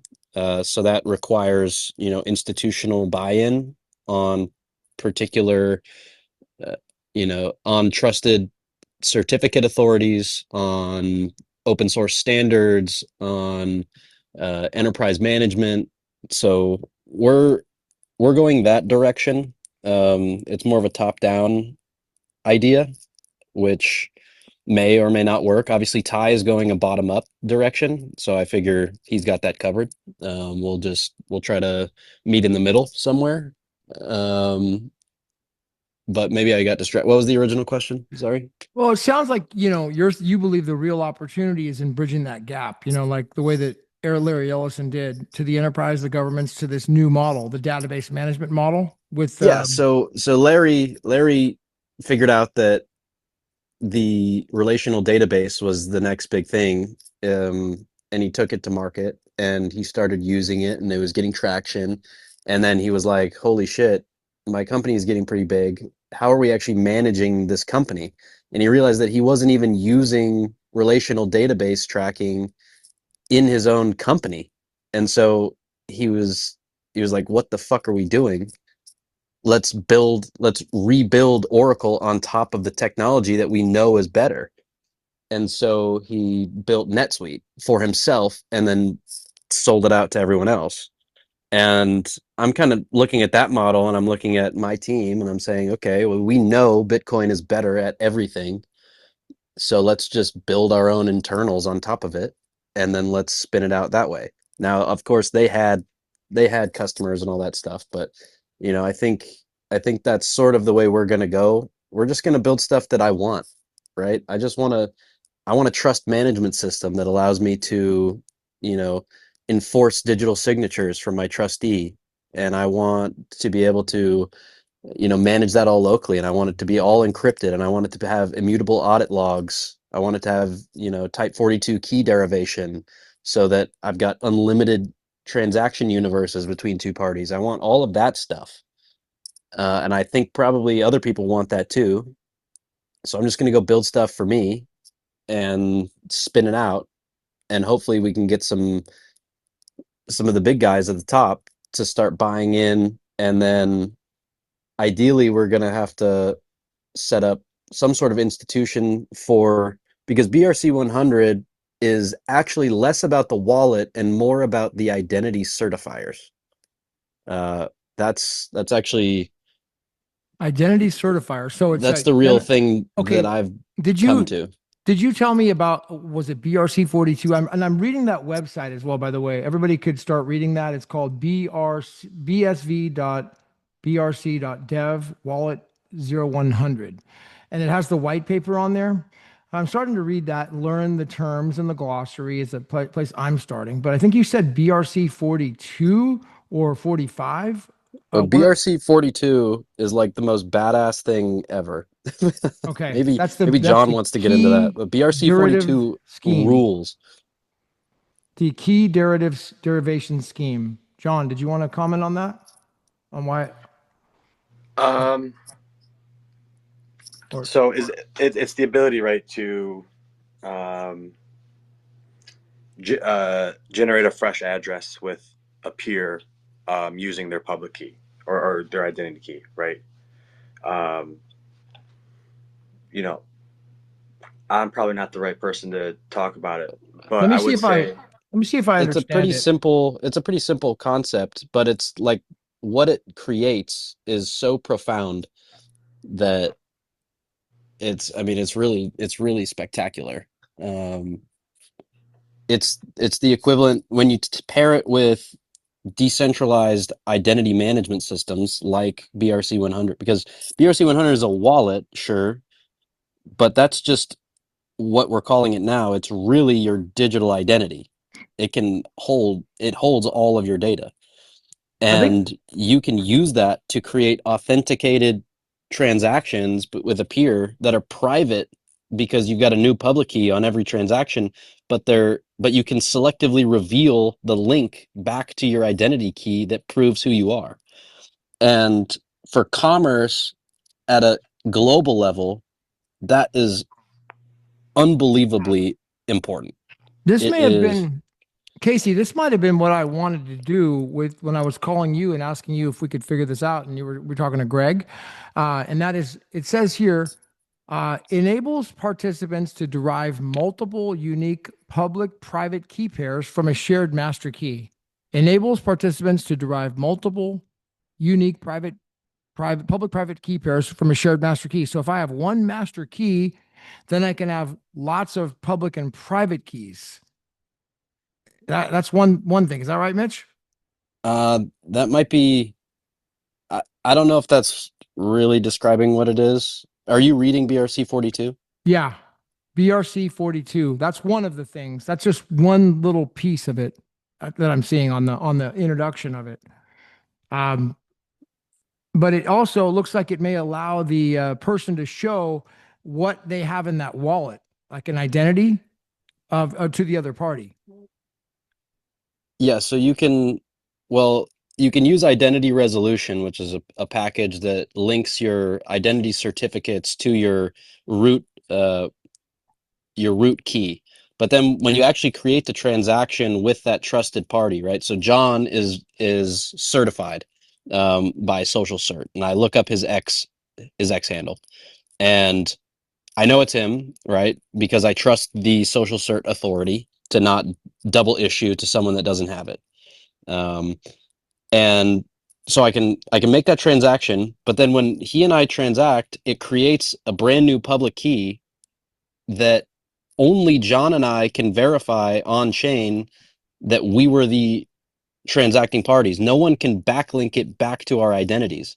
So the identity is still firewalled, even though he and I can both link it to our root public key.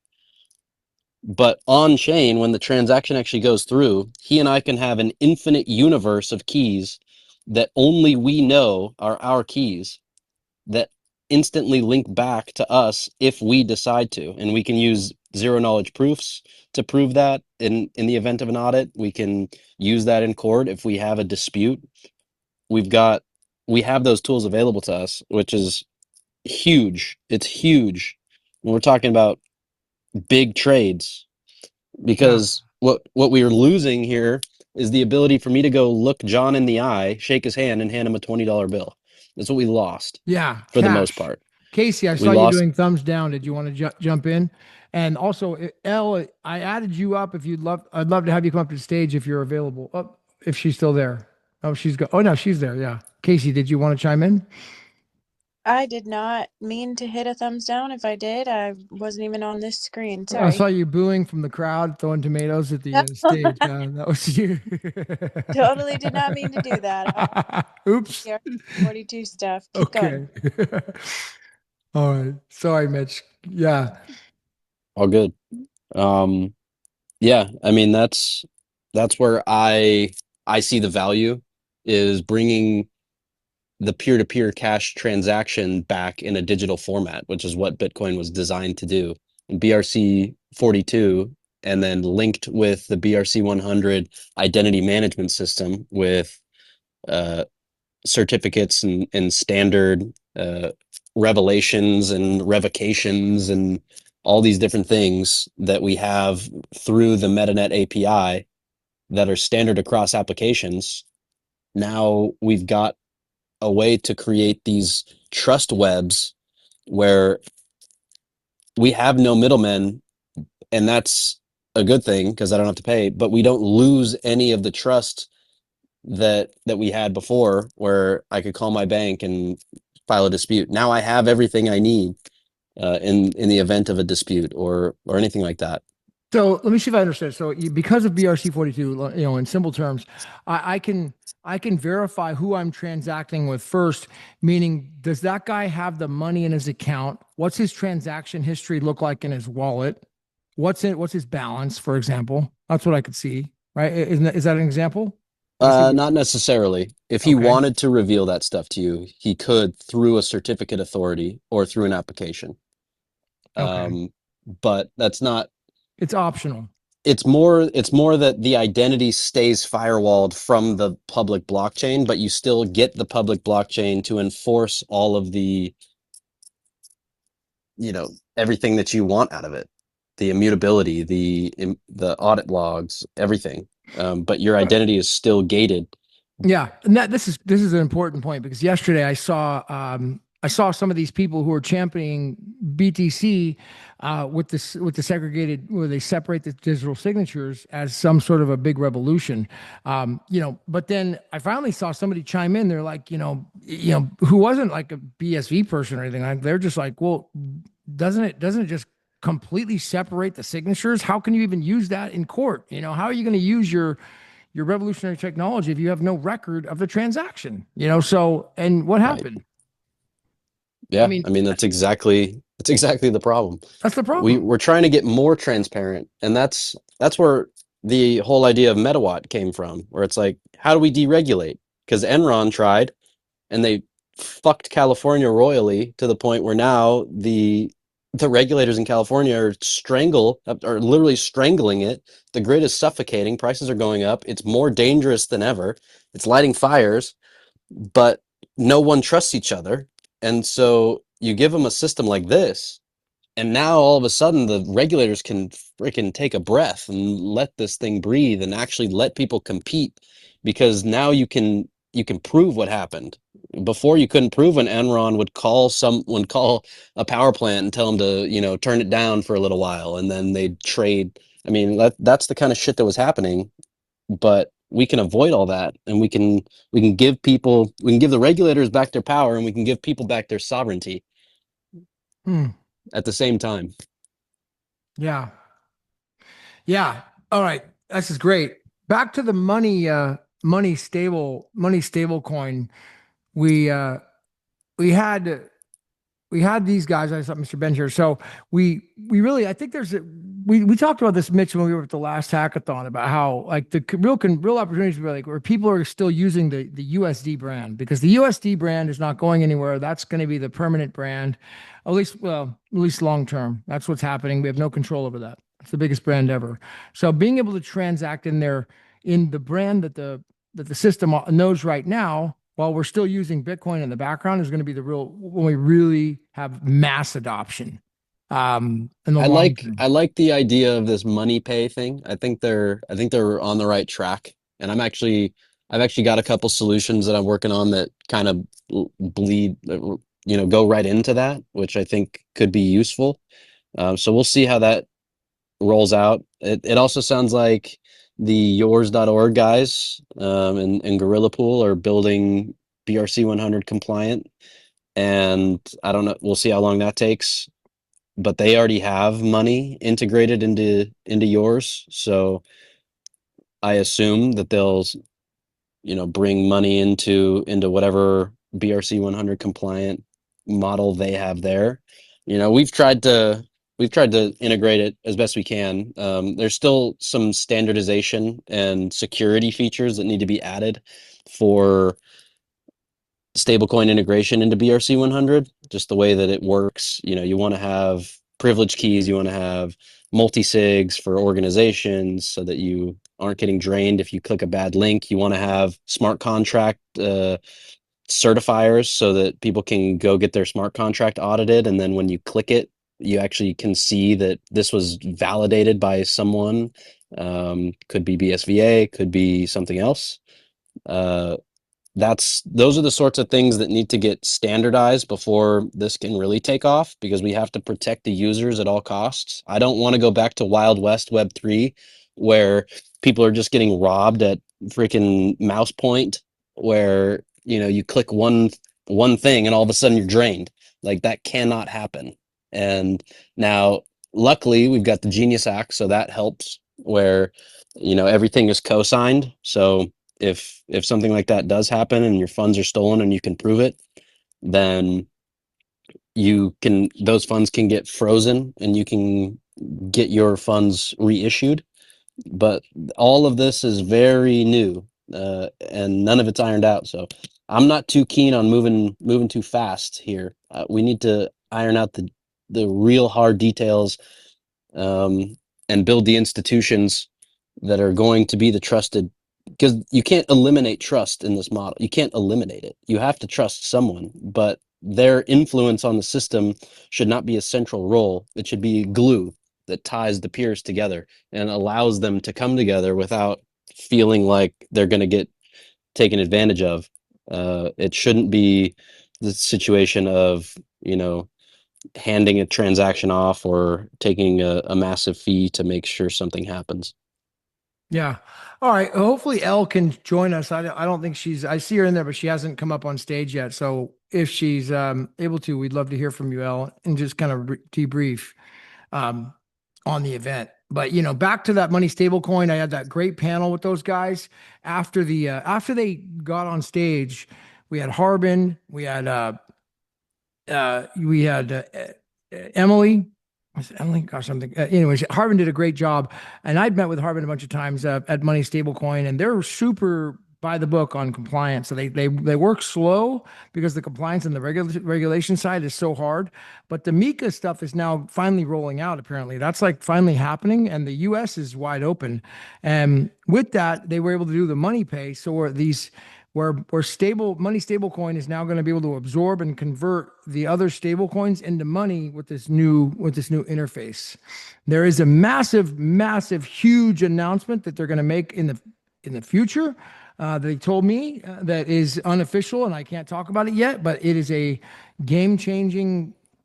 potential game changing, another big announcement, which is going to be like a massive, huge news. Should be like some of the biggest news in crypto, solving one of the hardest problems out there right now that they've been working on for a long time. So that they told me I can't talk about, but it is something else really big. Those guys are serious. They're a serious company, and they're really they're paving the way, man. We gotta owe a lot of credit to Ron. Ron Tarter is the one who's he has the money, he has the finances to do that.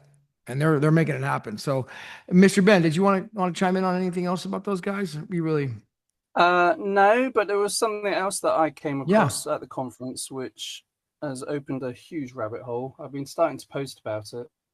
So one of the the speakers, and he never mentioned BSV at all, but Richard Baker, and he was on a couple of panels over a couple of days, and his company is called Tokenovate, which I started delving into, and sure enough, they are using BSV to tokenize derivatives, and they are very well collected to the ISDA, which is like the financial side of the banking side, which is just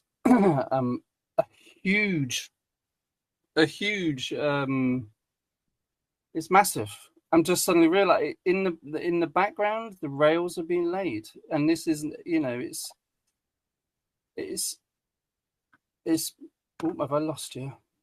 You still there? Yep, we're still here. Tokenovate. Sorry, I lost my screen for some reason. No, we got you. Tokenovate is the most ambitious project in the whole space, Mr. Ben. It is the biggest, most ambitious project in all of what they would call blockchain or crypto ever.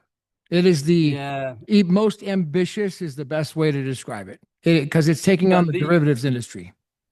Yeah, absolutely. And this is happening. It's happening. And then there's some massive players, really big players.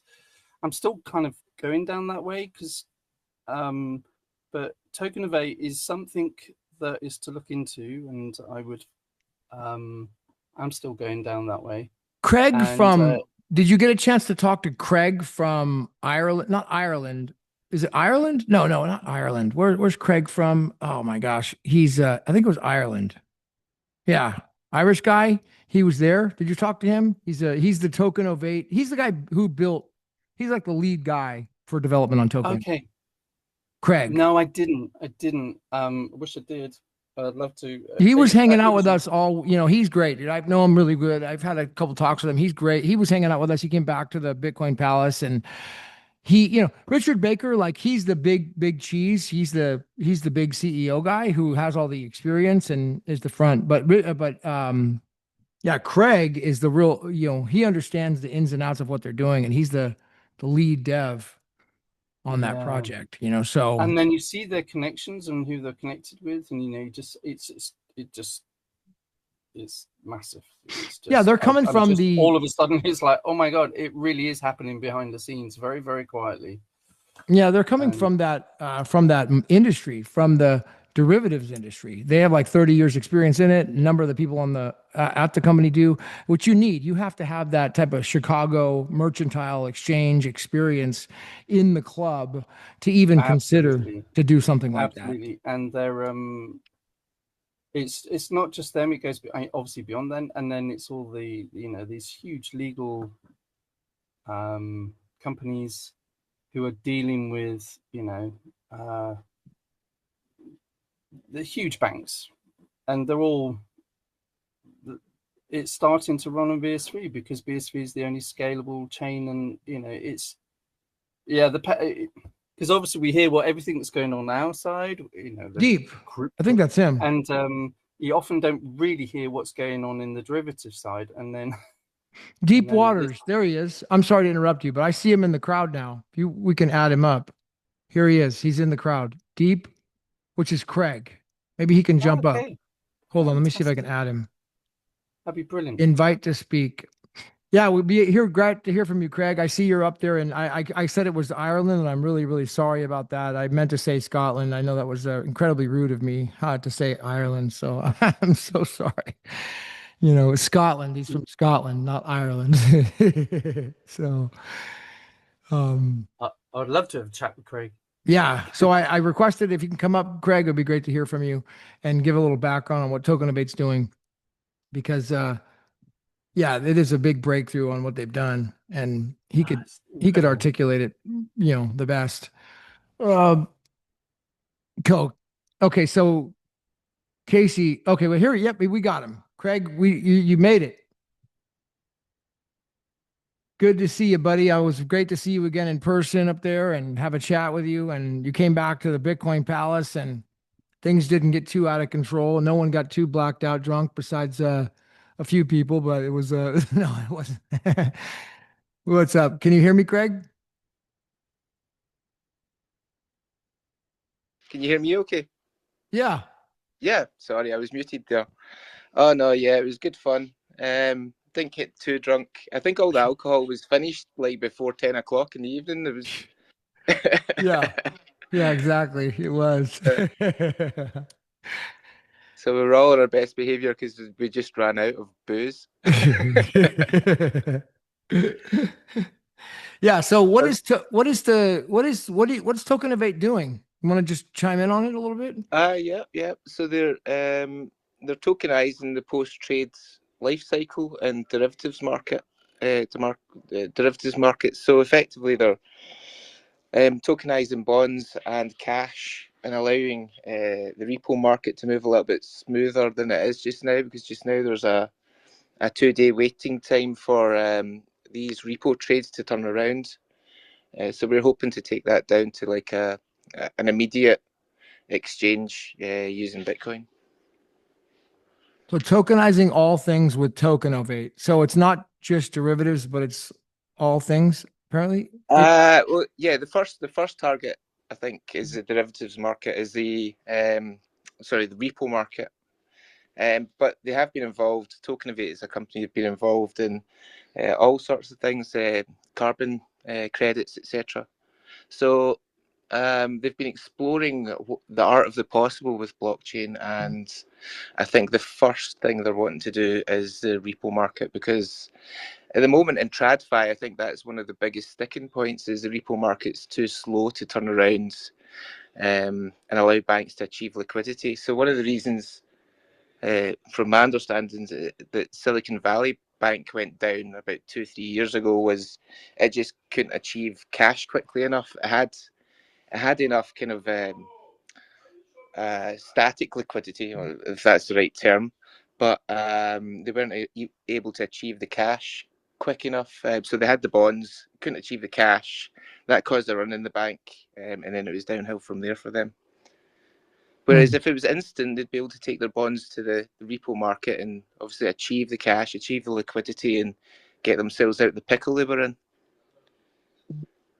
And you're also working with D2L2, aren't you? What's D2L2 now?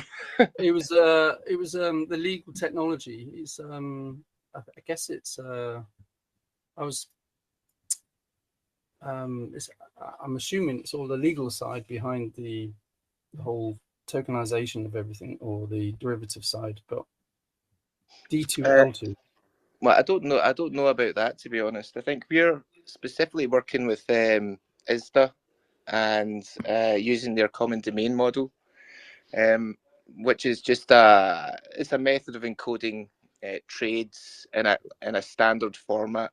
At the moment, one of the other problems with the current TradFi market is everybody sends around their trade information using different proprietary formats.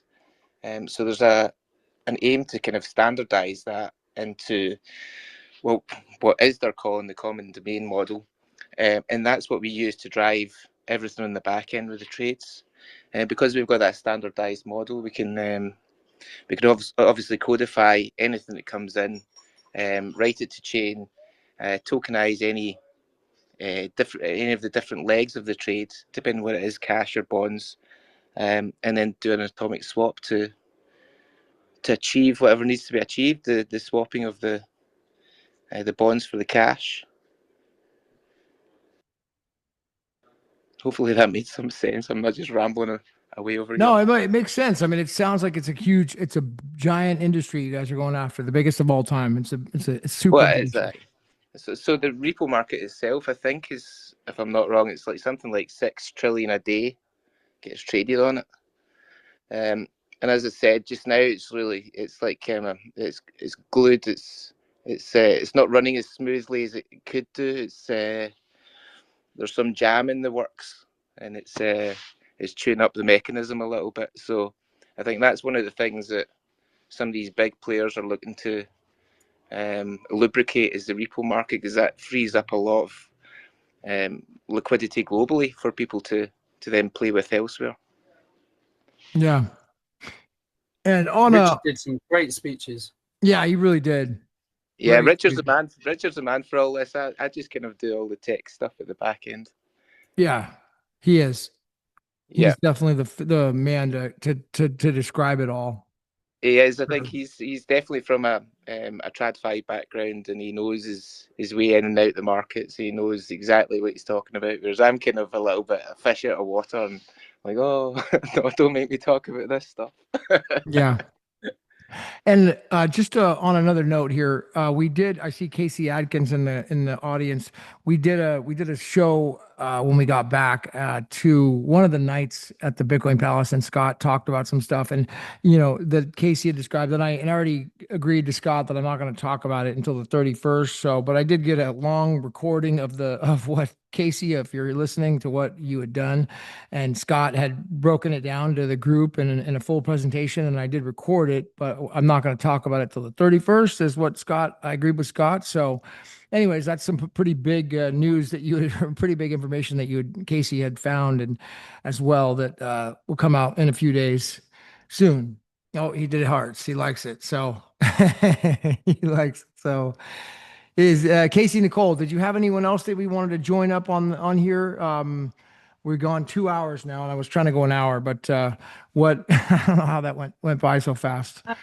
Bailey just requested, and then Abo Mac has been requested. So I didn't know if we wanted to let more speakers up. Is that okay? Or yeah, go ahead and chime in. If we could try to keep it centered around what we're talking about, and not go out in left field, and no troll comments. If you do a troll, I'm going to block you. I don't want any trolls on the space, from people. Not that you guys would, but I'm just saying I don't want to bring people up here just all of a sudden they have to throw it as a negative. Oh, I want to be the negative guy, dude. I mean, there's a space on a BTC space for that. You could just bring up all the negative stuff you want. So go ahead, Mac. If you're up. Okay, he's not gonna come up. I guess that's all he was gonna say was troll us. So yeah, and it doesn't help when you come up here and just throw assault on the wound on everybody. It doesn't help, dude. So but so Abo's great. Don't have to worry about Abo. He's a good guy. is he? Okay. I Yeah, thought I yeah. remember him coming up here and trolling the hell out of me many times. Maybe that was somebody else. I don't remember, but I mean, I try not to block people. I really don't block too many people. But I mean, we're trying to build something and make it productive here. So, and make it positive. And a lot of it's about attitude, man. We got to have the right attitude, and a winning attitude, and winners always find solutions. We find solutions and we solve problems. If I can't build something, but I can sell, that's my thing. Craig Wright, he can't sell for anything. He's the worst salesman in the world, but he can build and develop things better than anybody, So like he needs a salesman, That's what we're like a guy like me is here to do, to try to solve these problems and create solutions, So yeah, so let's open up if there's any other comments or questions, Casey. Otherwise we can go maybe back. Mitch, if you have any thoughts like about maybe like about what people, how do we, I guess a question for you, Mitch, is like, how do we, if you're trying to solve a problem for these enterprises and the enterprises don't speak Bitcoin and they don't understand it, how do you present that to them? How do you tell them that you have a solution for them in simple terms? I mean, always sell to the pain. So, like with what Craig was talking about, he's selling to the pain. All those guys lost billions of dollars when Silicon Valley Bank went down, and they don't need to know probably anything more than this solution works to solve your pain. That's pretty much how it is. Right. The reality is they're not going to go talk to Craig about SPV, and they're not going to go talk to Craig about deterministic scripts and how the system is Turing complete, but the scripting language isn't, and you have to iterate through, and all these, like, no one cares really. They just want their pain to be alleviated. And so you go to the place where, in my opinion, you go to and the way that it's been working is you go find the place with the most pain and you go sell to that pain. So it sounds like Tokenovate found the most pain they could possibly think of. I thought I found, one of the most painful things, which is the electric grid. That was my core competency, and that was where I saw the most pain. And so I just went and I tried to build solutions, and you sell to that pain because it has to get solved. And if your solution, your technology that you champion can solve that pain, like Bitcoin can, in every vertical, it can solve it in every vertical. You just have to find the pain that you want to solve. And a lot of times it's the pain that you're experiencing. So Mitch, there's a perfect example right in front of us here. Gavin was just talking about how inconvenient it is to have sort of people in the space who are trying to waste everybody's time. So Gav, let me pitch you. If you run one of these spaces again, do you think it would help to like have a hand cash donation pool where like everyone who wants to participate meaningfully like sends you 0.01 Bitcoin beforehand, and then you can just like pick those people, know those people are here for business, and then everybody else is like as a first come first serve basis. Do you think that would be helpful or no? I would defer. It sounds like it. I mean, I would defer to Casey. She's pretty, done a pretty good job at that. I don't want to judge or anything because I don't know enough about. Like I'm thinking, so and so's, so and so, and I get confused, and it was somebody else. I get a little bit confused on. She knows better than I would. Casey, what do you think? I mean, it would definitely weed out some trolls that don't have, BSV wallets or, have any skin in the game per se. But um, it would also help to, generate transactions, which we always want to do. So it's a good idea, Bailey. I mean, we need to be playing with micropayments more. I've mentioned that to Gavin multiple times on these spaces. So yeah, it would be fun. Just I mean, we all like sending them around, and it like I said, it generates transactions we all want to see on the chain. So uh, it would help to weed out trolls for sure. Yeah, we're trying not to have trolls at all. So if we can, it just ruins things. But I know one guy who's not a troll, and that's Jay Paps. So this guy is the freaking man, dude. What's up, Jay Paps? Yeah, welcome. Hey, how you doing, guys? Just wanted to chime in and just thank you for your just for all the stuff that you guys are doing, hosting spaces, going out, reporting, trying to get firsthand truth for us to take in without any filters. It's greatly appreciated. Well, thank you. And please, Gavin, let me just say here, let's keep everyone tuned for a space soon with all the winners from the hackathon. You took off so quick after the hackathon to London that we didn't really get a chance to do that. But I've got all their contact info, and I'd love to have a space with everybody so the community can ask any questions and just hear a little bit more in depth from the minds of those Dude, entrepreneurs of what they built. 100%. We You need to do know, that. the last speaker had a pretty good idea that escrow you could do like an escrow chat type of debate. That's really good. I mean, if you don't have any skin in the game, I don't know what business you have coming in and talking shit. I don't think that's a bad idea whatsoever. Right. It's definitely something no other space could do with the Yeah. micropayments. Yeah. If you don't Easy. even have a wallet, like don't even own anything, then you shouldn't be here, right? I guess if you're only owning Yeah, all BTC and you're just here to shit on everybody, then it's probably. Take absolutely. note.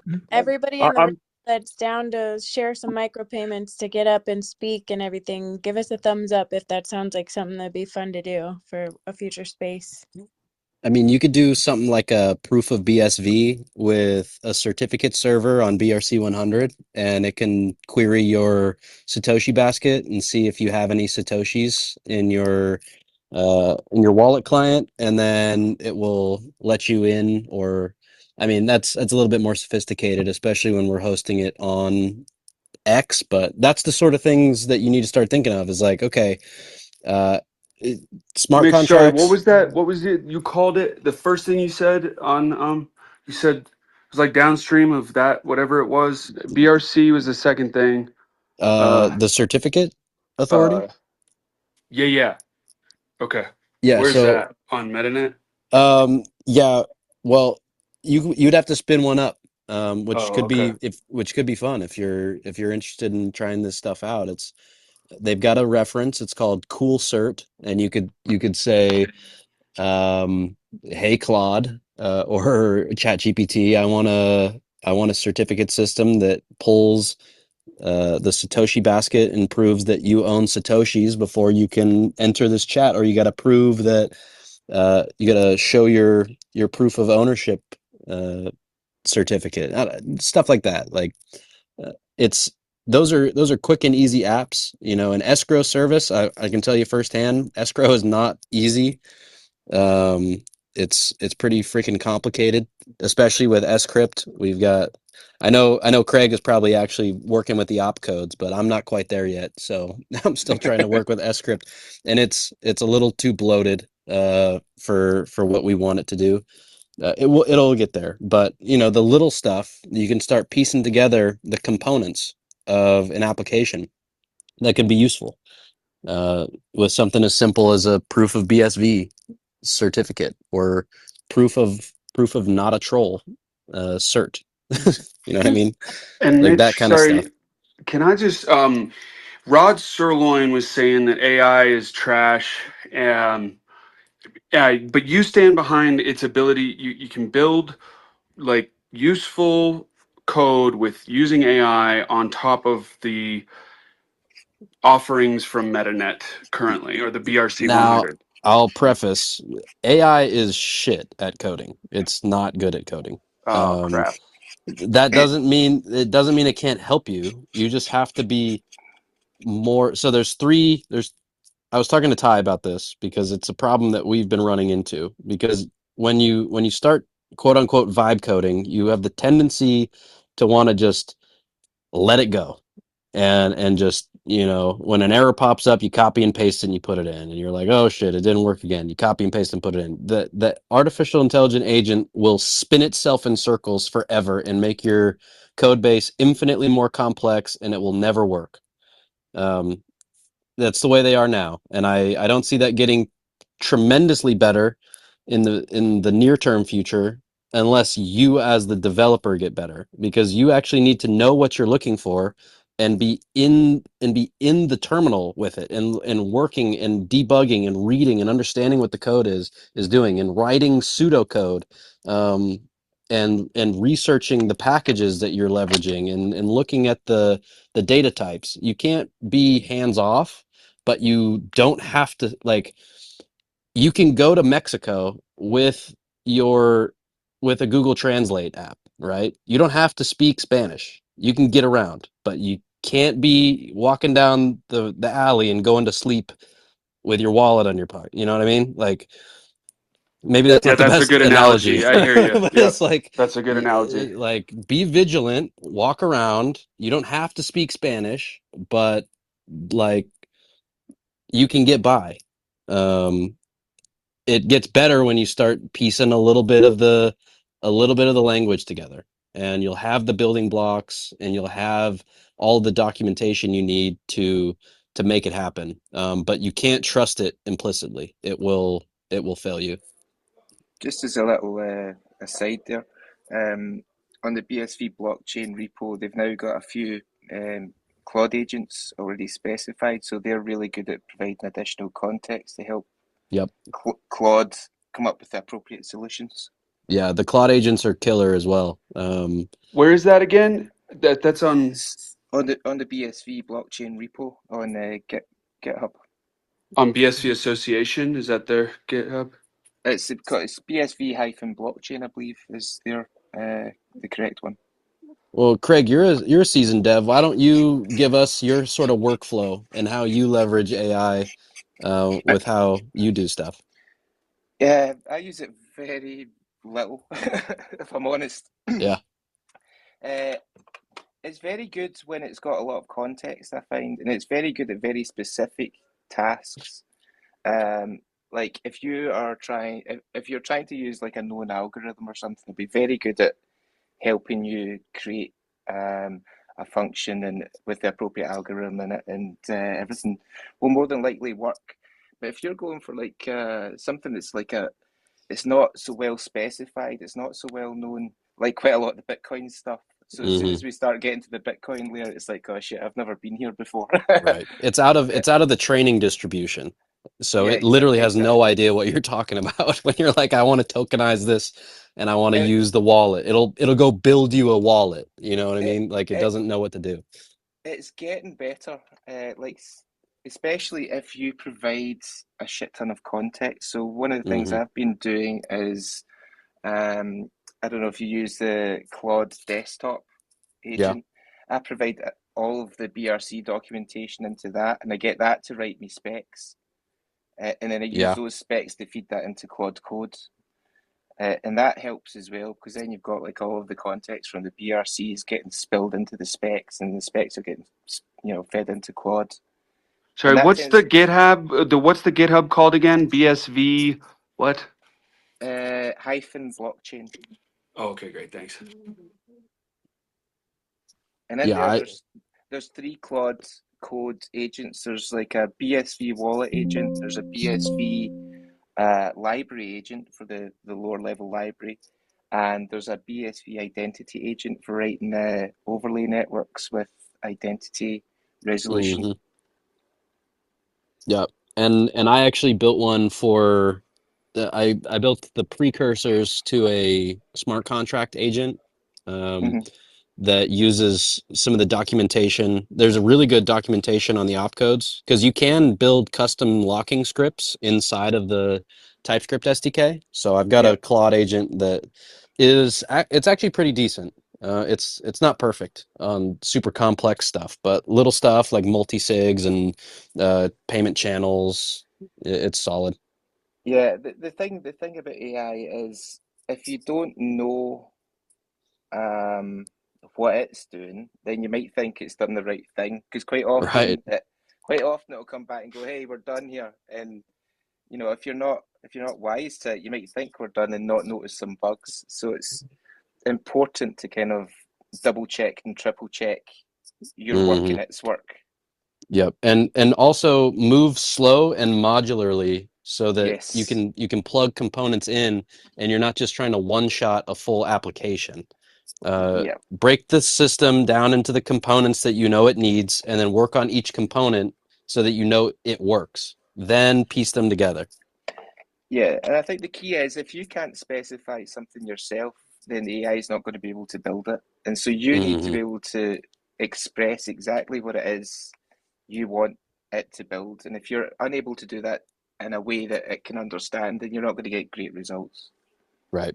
But you can use to help with the specification, use like what Craig was saying, use the BRCs to, get the explicit, documentation on how things work and how the pieces link together. And then you can define the architecture in the Mandela pattern where you're using wallet client to store baskets, you validate or hold certificates. You're broadcasting to overlays, which are managing the global state. And then those are being processed by the main nodes. So. Yep. Yeah, that beautiful Mandela pattern. I start to get grasp that now that you've talked about it, Mitch, so the significance of it with the overlay, the nodes and the overlay network. It's all coming together. So, closing thoughts. Let's go, Casey. You're up.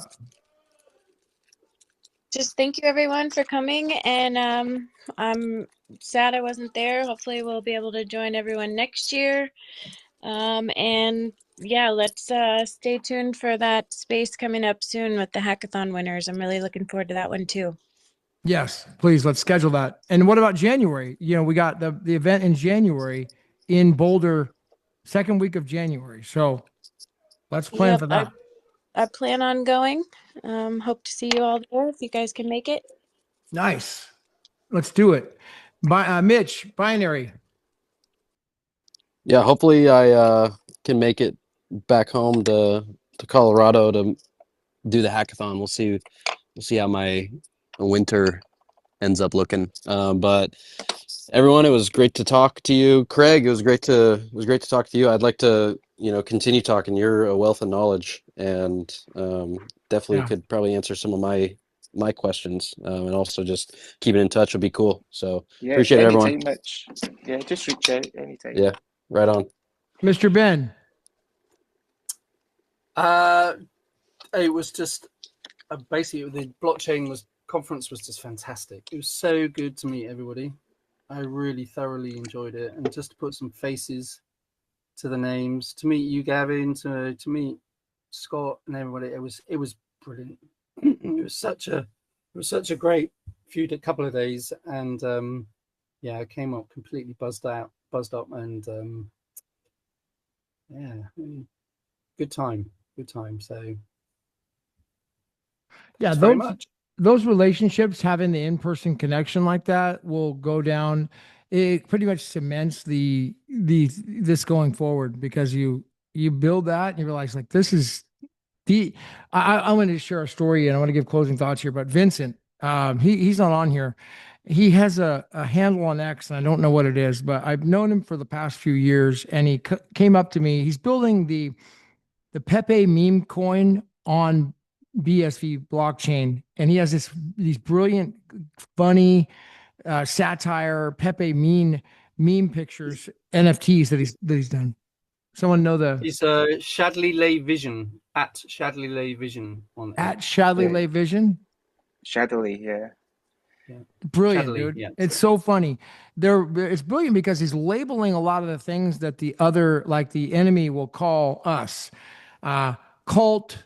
He says that we're a cult. They say we're a cult. So he has Pepe meme points for that. He says, "Oh, uh, it's there's so many really good. I have a bunch of them. They're funny and they're very satire. It's really good because he's what he's done is he's labeled all the jokes that they call us and he's made them into cartoons so that it takes away all their wind power. Every time they say one of these jokes, it's like already on there. So they've already been all out there.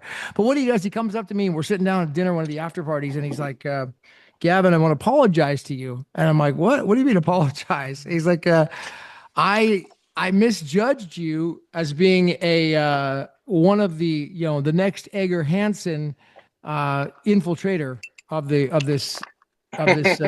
He thought that I was Edgar Hansen number two, and I thought I don't know where he got that idea, but he's like I never told anyone else that, but that's just the way I want to apologize that was my. I met him last year, but apparently he was harboring that. He felt that I was infiltrating this whole thing. And then finally, once we sit down again and we spent this last week together, he really apologized to me and he said that clearly you're not Edgar Hansen. So that is not your intention here. And I said, no, thank you for pointing that out. And once you meet people in person, you really spend time with them, and you realize that they're for real and they're not Edgar Hansen number two, because it is smart. We got to be careful. There's a lot of them out there that's going to happen. But yeah, Mr. Ben, to comment on that, the in-person meeting is everything. It's an investment. You make the trip, you pay the things. It does cost money. That's proof of work of being there. That's like the proof of work. You were there. And I'll tell you, man, by meeting people in person who actually took that trip, like Rodolfo, huge proof of work. Guy flies all the way out there from his hometown to both events, and we got to spend a lot of time together. It was like huge. Yeah. I got a me and Crypto Spartacus, great guy, love him to bits, and we both want to thank Orange Gateway for getting us there. Yeah, I was gonna add, I meant to ask Crypto Spartacus to talk a little bit about Orange Gateway's giveaway that he won. So yeah, also Thor was just such a lovely guy, really nice guy. So we had the two of us. Well, three of us, sorry. We just had we had a really nice chat and lovely guy, really lovely guy. Another Mr. Icelandic. Ben also won, Casey. He was the other guy who won. Oh, cool. I didn't know that. That's awesome. Yeah, the two of us. So, yeah, it was brilliant. Christopher's brilliant. He's such a lovely guy. Although he nearly had his camera stolen. I know you can hear. He had what? He was recording outside with Ben, and he nearly got mugged, but he got his camera back. No, a mugger? Yeah, somebody tried to. He put it on YouTube. Some guy tried to steal his camera out of his hand. So, yeah, that's crazy. Yeah, fortunately, I think I had too many people around me the whole time. We didn't have any muggers. We had like such a big crowd. He was on his own in the evening doing. He was on his own video. Yeah. He's in the chat now. So there's lots of guys in the chat. I just want to say hi and thank you for a really lovely time. Really inspiring.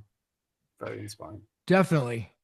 It was. And Jay Paps, thanks for the kind words and the gratitude and thanks. I mean, did you have any closing thoughts? The only closing thought is let's keep the momentum going. Once again, thanks to everybody involved, and a special shout out to my bro Crypto Spartacus. I'll be in his area soon. I'll be hopefully trying to meet up with him if he's got time. And yeah, that's about it. Yeah, you guys have met before. I think I saw pictures of you guys. So yeah, I'm a little uncomfortable describing him as a lovely guy. He's a cool cat. I like him a lot. Yeah. He was the happiest guy at the event. That's for sure. The guy was super happy to be there. It was awesome to be. He was just radiating joy and happiness being there. That was my experience. And then he came back to the Bitcoin Palace afterwards, and it just like carried on because this Bitcoin Palace event, like nobody was going to bed. Everyone wants to stay up and talk. And, it's just going on and on. I mean, it was super amazing. And it's funny at the Bitcoin Palace, there was a bar. Nobody, I know a joke about it, but there wasn't actually anyone shit-faced drunk. It wasn't even like that. It was just people were just talking and socializing, getting to know each other, and with pretty much sober for the most part. I mean, pretty cool. Yeah, well, why would you want to be shit-faced and dull the experience? Well, I guess in the old world, John, that's how it operated. I mean, with most people, I would agree, but we're not most people, so. I guess. Okay. Gavin, Casey, Haley. thanks for holding the space. Yeah. Thank you. Closing thoughts from from Craig before we wrap, and then I'll close it out. Just lets everybody go kick ass. There's a war to be won. We need to go fight it. And to add to that in closing thoughts, we are at war. I mean, that is the thing. We can't forget that we are at a war. It's an informational war, and it's also a technological war. And the old system, it's holding on. And when I say the old system, I'm talking even BTC. BTC is the old system because they're clinging on to that Web 2 model, the centralized model, with 5 transactions a second now, holding on, and they've created this psychological operation to hijack the protocol. And we are at war, and it is a fierce war, and it's a big war. The other side is so rich, they are so wealthy. We're just a small little ant in the way of the finances compared to them. But the good news is that we have the technology, we have the law, the regulation, the compliance. And I think as Crypto Spartacus pointed out at the event, the people with the heart of gold behind us, because the other side doesn't have that. They have deception, lies, deceit, and a lot of money. They have the money though. That's the thing. When they have massive money, that makes up for a lot of the other qualities they don't have. So we are dealing at a war, and it's just a constant operation. We just gotta keep taking massive action every single day, and we'll end up on top. It's inevitable. 100%. 100%, man. So, all right, then let's cut it there. Everybody, thank you. We'll do it again with those speakers or the winners regarding the hackathon. Casey, let's set that up. Sound good? Sounds great. I'll get in touch with them. All right, let's end it. See you at the top.